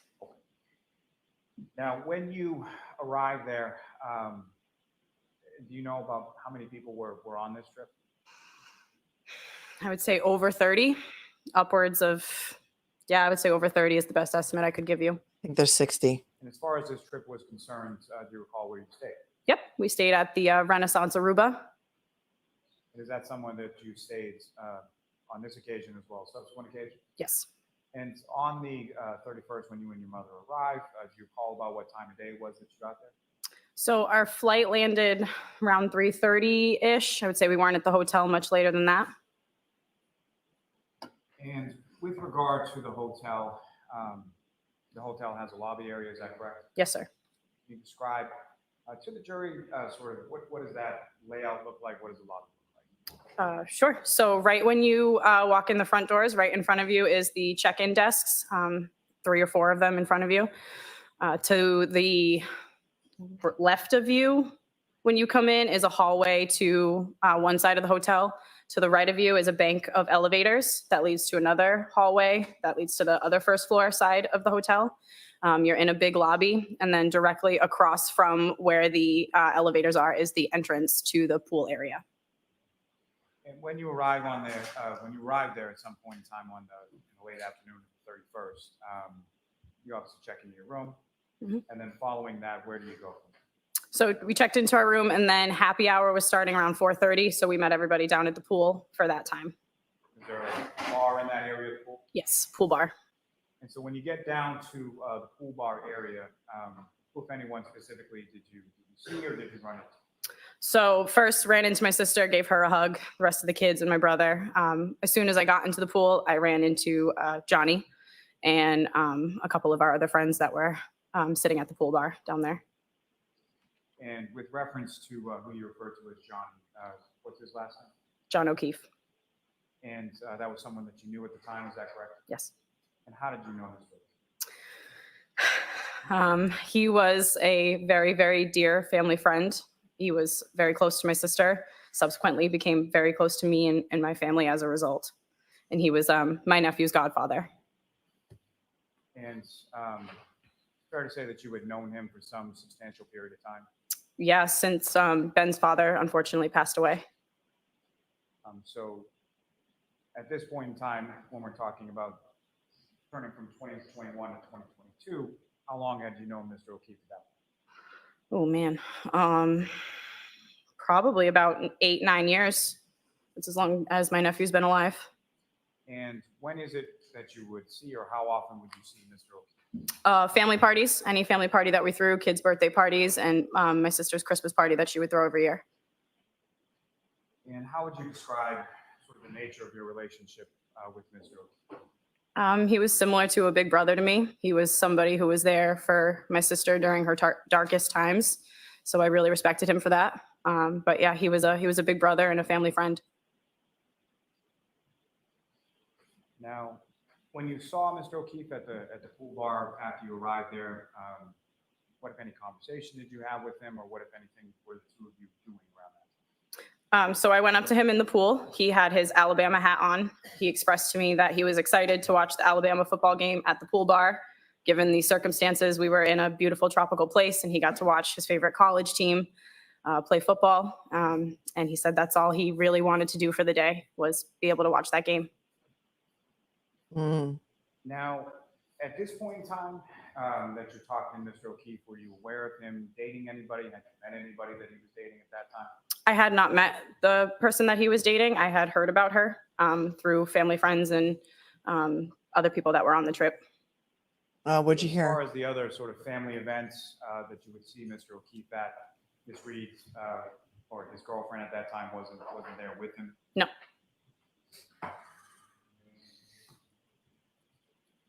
She reminds me of Alyssa Milano, and now I can't unsee it. From Who's the Boss? So after the time that you spent at the pool bar that afternoon, do you recall what else you did that evening? Yep. So most of us in the group had dinner reservations. I believe they were around 7 p.m. and we were all getting ready to leave the pool bar to get picked up around 6:30. And as far as a fairly large group that went out to dinner that night? Yeah, most of us. And was Mr. O'Keefe part of that group that went out to dinner? He was not. Do you recall about what time it was that you got back to or returned to the hotel? Most of us got back a little after 9. Taxis were kind of crazy to get, so little after 9. And when you got back to the hotel, where did you go? I went upstairs to check on my mom. She had gone in a bank of taxis before me, so I went upstairs to make sure that she was up there and safe and in the room. And so however long you spent up in the room with your mother, at some point did you come back? I did. And when you came back down, by down, I mean, do you recall where you were staying in the hotel? Yep, so we were on the 4th floor of the hotel, so I took the elevator up and then I took it back down to the lobby. And at that point in time, when you're getting back from dinner and going up to the room and coming back down, were you aware of where Mr. O'Keefe and his niece and nephew were staying? Yeah, I knew where they were staying, yes, room-wise, yep. And where was that in relation to the lobby? 1st floor, So lobby's on the 1st floor, their rooms are on the 1st floor. yes. So when the elevator gets down to the lobby level, you get out. Is that correct? Mhm. And what if any? So you have to Sorry. say, okay. You just have to answer yes or no. Yes, sorry. That's okay. So the elevator gets sent down to the lobby. You walk out. Who, if anyone, do you see when you come out? So when the elevator opens up, the first person I saw was the attendant standing behind the desk. I didn't see anybody else in the lobby with me until I stepped out.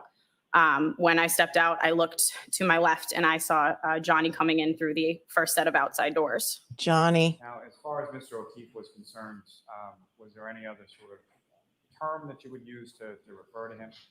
Johnny or Godfather. And, Your Honor, I think this may be the appropriate. All right. So folks, I'm going to say again, that first instruction I gave you with the last witness, that you're about to hear testimony about certain conduct or behavior allegedly committed by the defendant. Ms. Reed is not charged with committing any crimes other than those charged within the indictment. So this witness's testimony may not and must not be considered by you as any evidence that the defendant has a bad character or as evidence that she may have a propensity Yep. to commit the crimes with which she's been charged. Johnny You is may a not term of take the endearment. defendant's prior acts that you'll hear about as a substitute for proof that the defendant committed the crimes charged here. But Lisa Marie you Presley. may A little consider bit. the act solely on the I see limited it. issue of the defendant's state of mind and the nature of her relationship with John O'Keefe as it might go to motive or intent. You may not consider this evidence for any other purpose. Specifically, you may not use it to conclude that if the defendant's state of Let's see if we're a mind. little bit behind. So you walk out of the elevator, you're by yourself, correct? Yes. And you see Mr. O'Keefe. Could you see where Mr. O'Keefe was in relation to the lobby or where he was coming from? He was coming from the outside doors into the lobby, Is that where the pool bar is located? opposite side. Opposite. Yes. And when you see him come in, who, if anyone, do you see with him initially? Nobody with him. And what, if anything, was he doing or how was he acting sort of when he came? So he sort of stumbled in. I came out of the elevator and my initial response to him was, "Whoa, you okay?" I actually Stumbled. said, "Whoa, Godfather, are you okay?" But yeah, he was stumbling into the lobby. And did you go over to him at that point? I did. I went up to him and I gave him a hug. And what happened then? I pulled back. He was glassy-eyed, looking above me. Glassy-eyed. We never made eye contact. He was looking above me. It looked like he was looking for someone. I asked him, "Where are you going?" assuming that he would be coming to the pool bar to meet us. He kept looking around and he indicated that he was going that way and pointed toward a bank of rooms to our right. And I said, well, you should go that way. And I stepped back and I guided him toward the area that he was going. So basically, you're telling the jury that John O'Keefe was hammered when he came into the front lobby of the hotel. He was hammered. His eyes were glassy. He was glassy-eyed. He was stumbled in, which made her say, "Whoa, Godfather, you okay?" He never looked straight at her. His eyes couldn't focus. And she thought he was going to come to the pool bar with her, but he said, "I'm going that way." So she wants us to believe that John O'Keefe was hammered. I call that a little, I don't know, a little bit disparaging of a person who is no longer among the living. And I don't think that that's very nice. And by the way, why did she know where their room was? I don't know. That's kind of weird. Why did she even know where their room was? Why did she? That's just weird to me, but maybe we'll find out. He looked like he was looking for someone. Okay. And then maybe Karen's going to come in next. We'll see. Go that way. And I stepped back and I guided him toward the area that he was going. Did you grab him by the ass? Did you play grab ass? Rooms to the right, you indicated that you were familiar or aware of where Mr. O'Keefe was and where the children were. Is that correct? I know they were on the first floor. I'm not 100% positive as to where exactly their rooms were. And if you know, did you know whether or not that Mr. O'Keefe was staying in the same room as Patrick and Kaylee at that point? I didn't know if they were staying in the same room or not, no. So you point him in that direction, and what happened? So I pointed in that direction. He walked off. I continued out to the pool bar when I heard very loudly his name screamed across the lobby very angrily, and it made me stop in my tracks. And when you stop in your tracks, what happened? I started to turn around to come back in. So once you go out to the pool bar, you kind of go around a corner and you go out of view. So I turned around to go back in. As I'm going back in, I hear someone yell, "Who the fuck was that?" And as I come around the corner, I see Mr. O'Keefe walking toward a woman. Was he walking or stumbling? And he said, excuse me. He said, "Calm down. That's Laura's little sister." And what happened then? When I came back around the corner, I said, after Mr. O'Keefe said, "Calm down, that's Laura's little sister," I said, "Hi, nice to meet you." That's when Miss Reed's head snapped up, and she very loudly told me to go fuck myself across the lobby. And I said, "Yeah, fuck you too," and walked away. And just to be clear, when you say Miss Reed, this is someone that you became familiar with as the trip went along? This was my first interaction with her. I had never been fully introduced to her at all. I just had seen her sitting by the side of the pool when I had been talking to Johnny earlier in the day.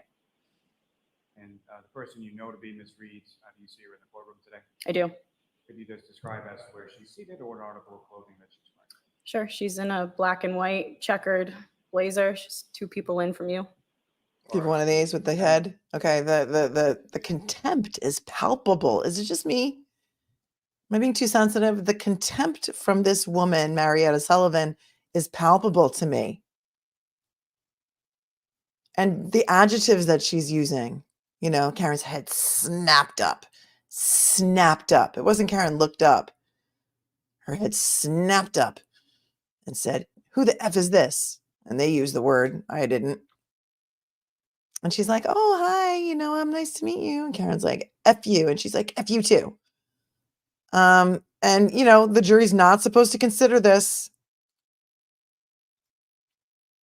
for motive. Just, you know, state of the relationship, state of mind. Not supposed to infer that she has a bad character because of this alleged interaction in the lobby at the Renaissance Hotel or Resort in Aruba. But I don't know, what say you? Do you think Marietta's giving me like maybe she was playing a little grab ass vibes with Officer John O'Keefe in the lobby? Because she didn't see anybody with him. Where was her boyfriend? Did he not come yet? Was he coming the next day? I don't know. I have so many questions, so many thoughts. And if it was you walking in behind this, that whatever you may have seen, the hug, the grab ass, would you get pissed? And he's hammered, apparently, because she told us he was hammered. I don't know. They are trying to disparage John, Tara. That's what I think too. I hate to think ill of the unalive, but many testimonies about Karen are actually disparaging John. Let me know what you think. Beyond the yelling, what, if anything, did you observe as far as her demeanor or how she was acting? Her demeanor. This interaction was going on? She was just very loud. She very, energetically screamed for me to go fuck myself. She was waving her hands. Johnny was trying to calm her down. And after I said, yeah, fuck you too, I went out to the pool bar. So I didn't see much after that. And could you hear anything as far as when you were walking out to the pool bar, as far as any other conversation between the defendant and Mr. O'Keefe? Not after that first time, no. You go back you go out to the pool bar, and who, if anyone, did you talk to? I went straight up to my older sister, Laura, who was out to dinner with the couple the night before. And I said, I'll allow this part. Oh, come on. It's hearsay, Judge. Basic hearsay objection. I went up to her and I looked at her and I said, John O'Keefe's girlfriend. And she looked at me and said, Karen. And I said, yeah, you guys like her? She said, yeah, she's okay. And I said, well, she sucks. You guys like her? Yeah, she's okay. Well, she sucks. Look at the look she's giving her now. Would you hate this girl too? The vibes are off. Who did she say this to at the bar that the judge is allowing this into? Anyone did you talk to? And could you hear anything as far as when you were walking out to the pool bar, as far as any other conversation between the defendant and Mr. O'Keefe? Not after that first time, no. You go back you go out to the pool bar, and who, if anyone, did you talk to? I went straight up to my older sister, Laura, who was out to dinner with the couple the night before. And I said, I'll allow this part. Because Laura was there. I went up to her and I looked at her and I said, John O'Keefe's girlfriend.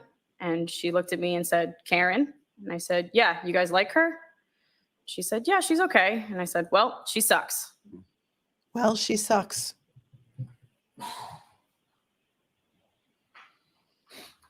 Now, following that, Were you expecting that, Lally? at any point in time later in that evening, did you see either Mr. O'Keefe or Ms. Reed? Which was the day that we rented cabanas on the island. She's ready for the cabana story. Yeah, I'll see you at sidebar quickly. She is ready for the cabana story. She's practiced it. Look at that. If looks could kill, they probably will. Games without frontiers. War without tears. Is it over? What do you mean? Did it end? What happened? Did Court TV just lose their... Oh, look, my video comes up right at the end of the Court TV stream. What had happened, guys? They went to sidebar. Is it over? Court TV ended their feed. Does anybody know if this is still going on? It's 3:47. Do we have to try and find this somewhere else? Why is Court TV not? All right. Let me see if I can find it somewhere else.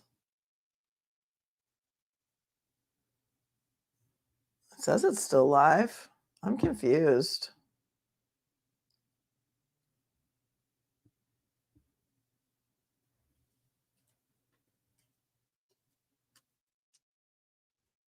Who else has it? Boston 10?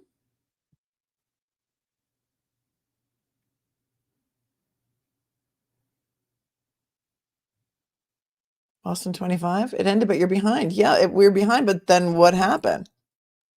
It's done for the day? Yanetti's cross-exam. Yeah, we just watched that, but then Court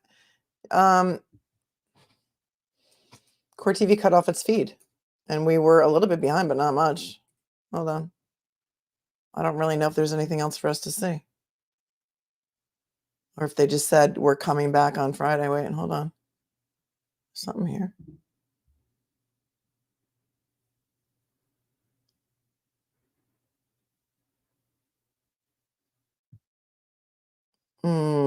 Okay, what? Maybe Court TV was just like, ugh, enough with it. Why do they want me to subscribe? This is so weird, you guys.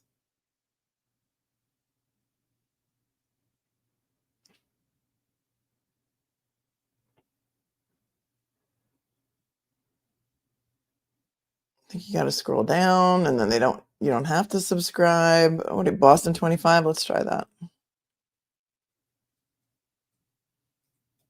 I mean,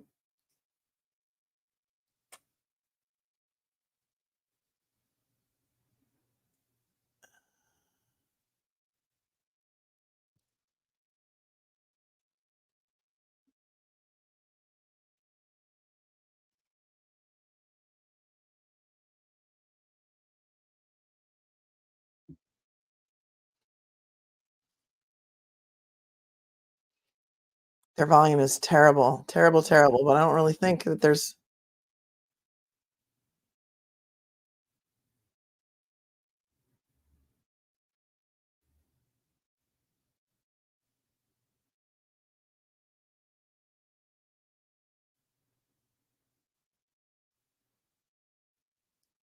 All right, we're going to try this for a minute because it's just their audio is terrible, but we'll do the best we can. And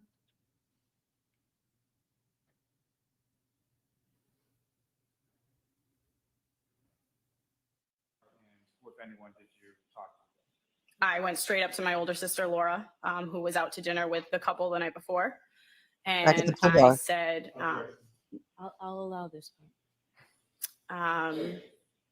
I went up to her and I looked at her and I said, John O'Keefe's girlfriend. And she looked at me and said, Karen. And I said, yeah, you guys like her? She said, yeah, she's okay. And I said, well, she sucks.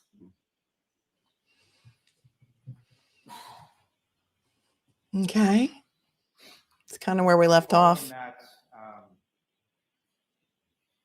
particular, at any point in time later in that evening, did you see either Mr. O'Keefe or Ms. Reed later on that evening? I did not see them, no. And when was the next time that you did see them? I saw them briefly on the 2nd, which was the day that we rented cabanas on the island. And when you say you briefly saw them, can you describe it? So we had all rented the cabanas. Each family had one or they were sharing one. I was sharing one with my family down at the end.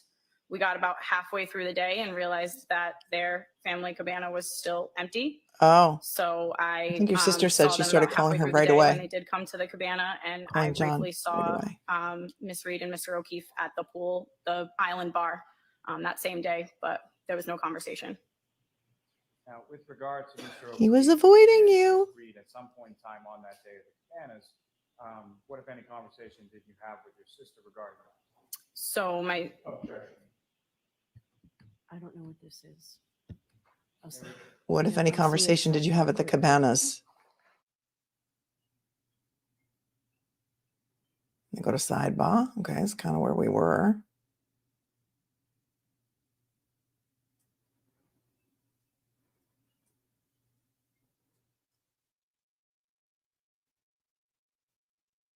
Jurors, please be mindful of that second instruction that I gave you regarding evidence of statements made by John O'Keefe for the limited purpose of establishing his state of mind. And I will fully give you this instruction again at the end of the case. So, but it's the same one that I already gave you. Go ahead, Mr. Lally. Ms. Sullivan, with regard to the day of the cabanas, did you have some conversation with your sister Laura in regard to Mr. O'Keefe and Ms. Reed? I did. And what, if anything, did your sister Laura tell you she had learned from Mr. O'Keefe?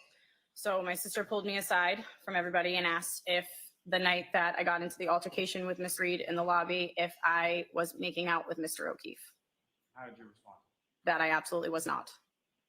And when you say absolutely was not, beyond the fact that it didn't occur, why would that not occur?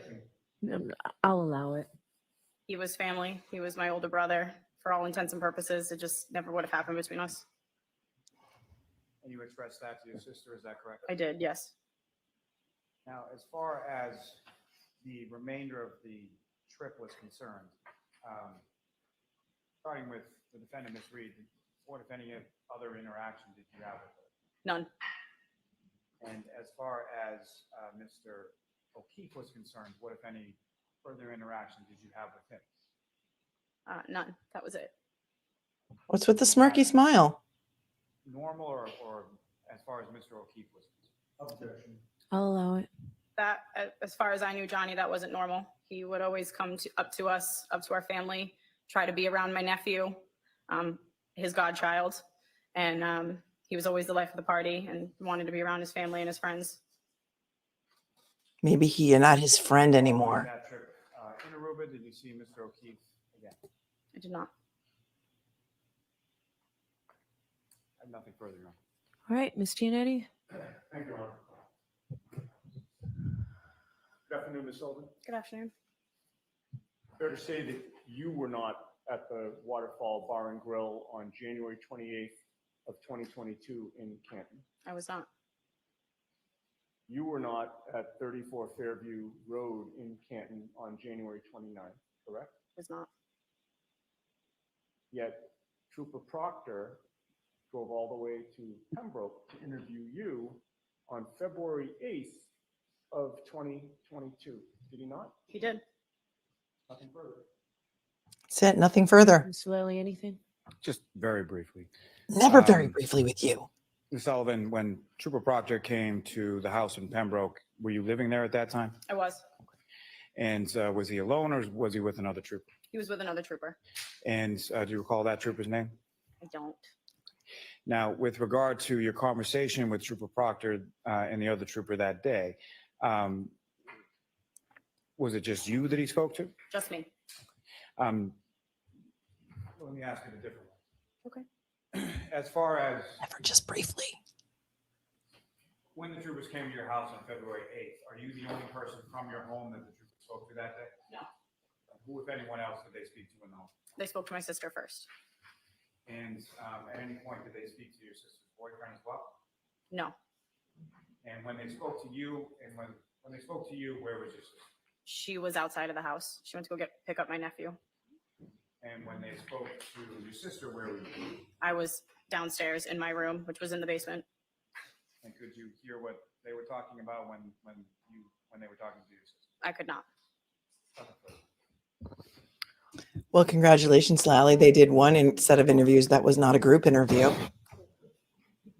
Is that All right, so jurors, we're actually finished with witnesses for today. We've finished everyone that we had hoped to finish for today.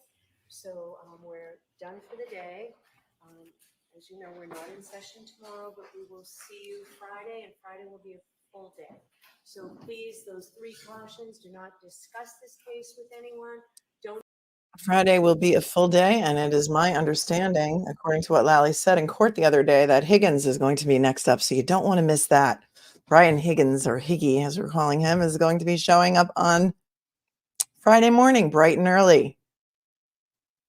9 a.m. David says, did they remove the whole assembly and broke it? Were you talking about the tail? Are we going all the way back to the taillight? Thanks, David, for the super chat.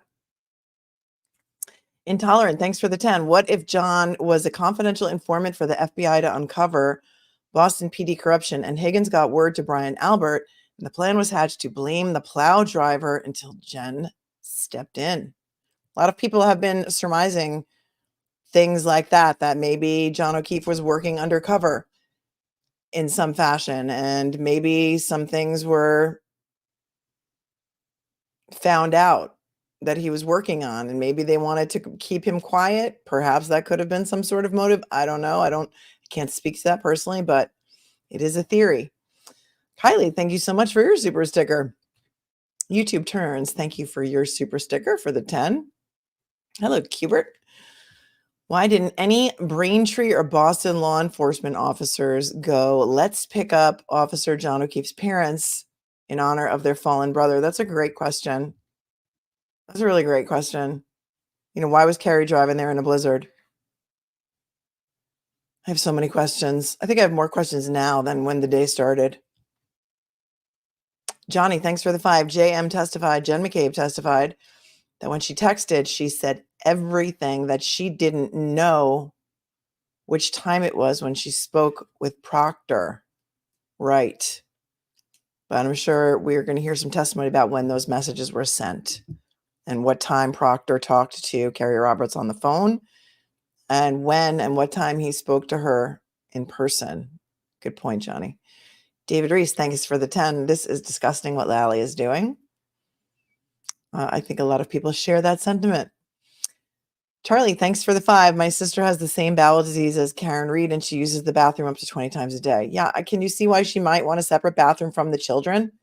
And it wasn't like she just wanted her own bathroom that she didn't want to share with John. She wanted a room, and the kids were going to have a different room. And listen, when I travel, my kids have always had a separate room. It's not a vacation if your kids are sleeping in your room with you. You get connecting rooms if you can. And these kids were a little bit older, so I don't know. Does that make her a horrible person or a murderer? You tell me. Dennis, thank you for the Canadian 10. Their petty comments will go against them. Wow. I kind of think that too. True Crime SP Erica, thank you for the 5. I'd appreciate it if someone did something about misogyny in comments. No excuse for attacking women like this. I think my mods were on top of it.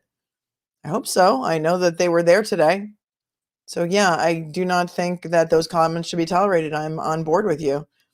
Charlie Lynn, thank you so much. No good deed goes unpunished. Shaking my head, right? And Karen paid for dinner for all of these people. How many people were at that dinner?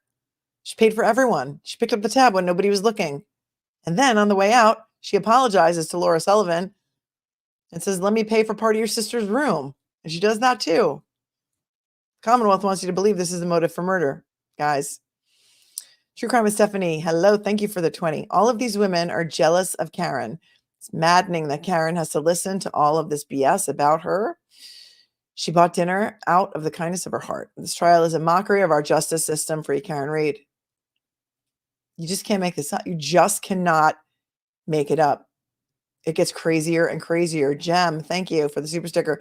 Jim Carrey would be perfect as Lally in the movie. Ren Elf with the $50 super sticker. Thank you so much for your very, very kind and generous donation. Thank you. And thank you for watching. Miss Kitty. Thanks, Miss Kitty, for the 5. So glad you're here, Mel. Keep us sane. I'm trying. You guys are keeping me sane. I'm telling you. Put your comments in the chat about what you think the wackiest part of the day was. KERRY Roberts was a lot different than I thought she would be. You know, you have this impression of what you think a person's going to look like if you haven't seen a picture of them. I had a completely different picture of KERRY in my head. Austin Thinker, thank you. Her ex killed himself because she cheated on him. I do not know whether that's true or not. I think you were speaking of Laura Sullivan. I do not know. Nina, thank you for the 5. Mel, help me, please. How is John's cheating resulting in the judge instructing the jury about Karen's character? I don't even know that it's cheating so much as the instruction was, and I'll pull it up because I wrote it down. They are trying to show that Karen was so jealous, and that she was in a jealous rage, I think, on the night that she killed him, and that perhaps something about Jen McCabe mentioning, when she's giving directions over the speakerphone on their way there, said, go past Bella's house. And because John used to date Bella's mom, that somehow Karen flew into a rage at the mention of Bella's mom. And that's what was the motive to kill. And then they're going back all the way back to New Year's Eve to say, this happened then too. And so she's super jealous and she'd fly into a rage, obviously, and this made her jealous too. And therefore, that's the history of their relationship, is that she would get so crazy jealous that she would have a motive to kill him. That's what they're trying to make us believe. What the judge said before allowing this evidence in is that you are not to consider this as evidence of bad character or proof of the crime or proof that she committed the crime. It's only to be used to determine the nature of the relationship between Karen and John and her state of mind. So your guess is as good as mine, Nina. I don't know. It's all crazy. Charlie Lynn, FYI, thanks to the 5. LTL Media will have Natalie Lawyerchick on his show later tonight. Great. Thanks for giving him the promotion. Thank you, Charlie. Dave the Pious, thank you for your super chat. This judge needs to go back to judge school. There isn't even a judge school. There's no judge school. In some places they're appointed. Some places here in New York, they're elected. I think in Massachusetts, she was appointed by your governor once, a very long time ago. Thanks for the super sticker on top. And Diane, thank you so much for your super sticker. Maya Rodriguez Sorensen, thank you for the 5. This is for saying what I'm thinking when I do the replay. and also to commiserate about how unfair all these mean girls' testimony is. A lot of people say that. They're like, Melanie, thank you, because you're saying exactly what I'm thinking at exactly the time that I'm thinking it. So thank you for that, because I feel less alone when I know that you are saying all of the things that I'm thinking. It makes me not feel crazy as well. Tell me your favorite part of the day or your craziest part of the day. Let's see.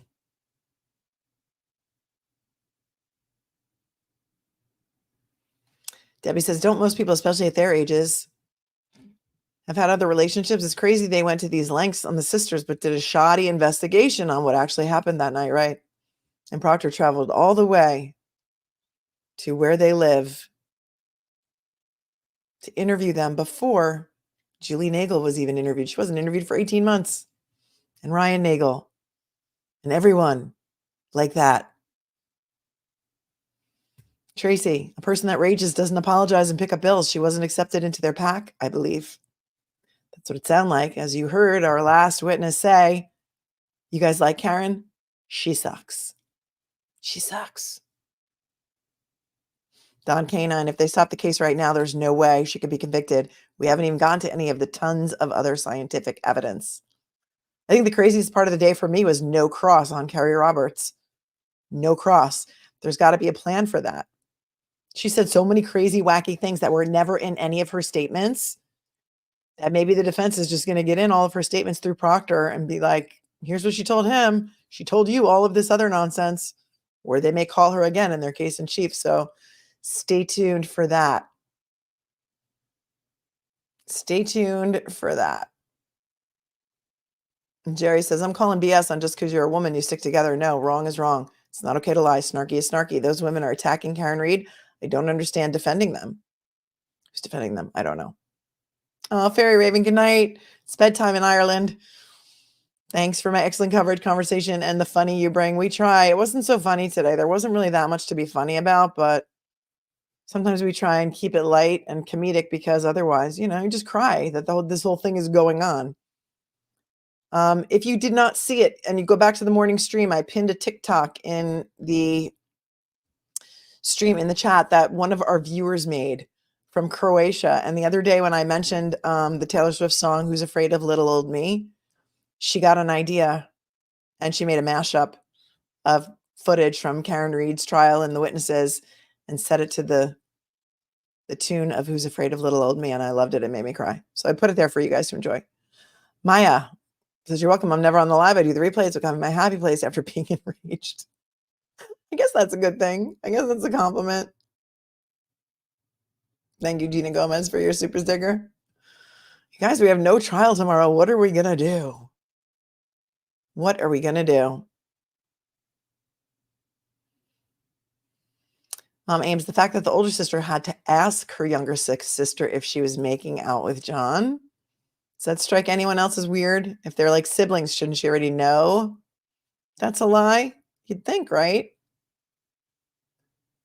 I mean, it's kind of crazy. Holly by golly says, keep in mind that some of these witnesses who aren't in on this have been told for over 2 years that Karen killed their friend. Yeah. But it's mind-numbing to me that Proctor would go and interview the two of them on February 8th before the people in the house were ever interviewed. That's crazy. Kirks says, Lally omitted John staying out all night on New Year's Eve, leaving Karen with the kids after watching football all day with his buddies. Who wouldn't be annoyed? Yeah. Yeah. Great point. I think we did hear about that in pretrial motions, right? Seems like J.O. was the most wanted bachelor, and all these women had the hots for him and competing for him. It seems weird. I think this has to do with the job J.O. was doing at the PD. Jamie, a lot of people think that. A lot of people think that. And so they're kind of grasping at straws now, for motive, in my opinion. Not seeing anything, The I hit him that KERRY Roberts now says, Karen said, it's the jury's head has to be spinning if my head is spinning And I've been following this case and reading every document on this case for months and months and months and months. And they're all hearing this for the first time. Their heads must be spinning. Joe says Housewives of Canton. There may be a reality show in the works.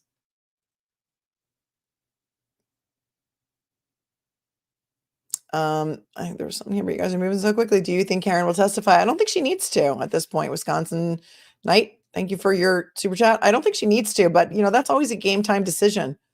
Whether or not you put your client on the stand or put the defendant on the stand, it's always a game time decision. It's going to be dependent on how the rest of the prosecution's Commonwealth's case goes and whether or not she needs to. I don't think she needs to. It's always a risk. There are people in other chats and other places who have Karen convicted because they think she smirks too much and they don't like her facial expressions. So imagine what would happen if she got on the stand and they could pick apart every single thing she did, every gesture, every motion, every word. It's kind of risky, but if she feels like she wants to get up there and explain herself, she may. Alex Murdoch was one of those clients who was not controllable by his attorneys. They did not want him to testify, but he did. He was getting up there, and I think he convicted himself. So, yeah, that's it's always a risk. Always, always a risk. Tiny Dancer, I'm saying now I would act exactly like Karen did in that Aruba situation. Us women are protective over our men. It's natural.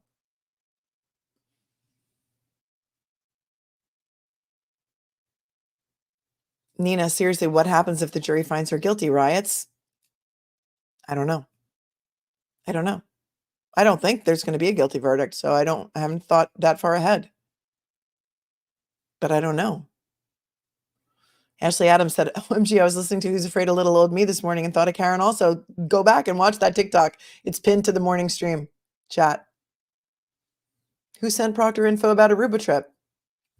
They had to come up with a motive. Why would Karen want to reverse her car 60 feet, 24.2 miles per hour, and kill him? They needed a motive. They started poking around, just moseying around, looking for things. And it seems like jealousy is the motive they're going for here. Tiny Dancer says there's no way any expert can and would dispute Jen's 2:27 a.m. Google search. No way. Trial is over at this point. Karen is not guilty, bottom line. If that 2:27 a.m. search is proven, and we know it's proven because the FBI has proven it. What did Lally say during one of the pretrial motions? The phones don't lie. Phones don't lie, folks. Phones don't lie. So maybe that's why there was no cross on KERRY Roberts, because the defense is like, it's over. Game over. Game over. Jen made that search at 2:27 a.m. Why else would anybody do that? It's consciousness of guilt. It's game over. KERRY can say whatever she wants, and it doesn't matter. We don't care. We don't care. And that, my friends, is a wrap on the day. Thank you so much for coming to spend your day with me. Please hit the like button and the subscribe button. It's free. And the like button really helps the algorithm. And to all my moderators, thank you for hanging in there all day. It's been a long day. Friday is going to be a full day of testimony again at 9 a.m. And we will hopefully see Brian Higgins on Friday. And I cannot wait. Thanks on top for getting in there with the last minute super sticker. I appreciate you so much. To my viewers, my replay viewers, and especially my channel members, you guys are awesome. You guys are amazing. Thank you so much for everything that you do for me and for this channel. And as such, as I always say, my friends, remember, be cool, be kind, be classy. It's not hard, really. It is so not hard. Peace out, my friends. Make sure you hit that bell because I'll do something tomorrow. It may not be on Karen Read. It may be. You never know. I'll see everybody soon. Have a great rest of your day. Peace.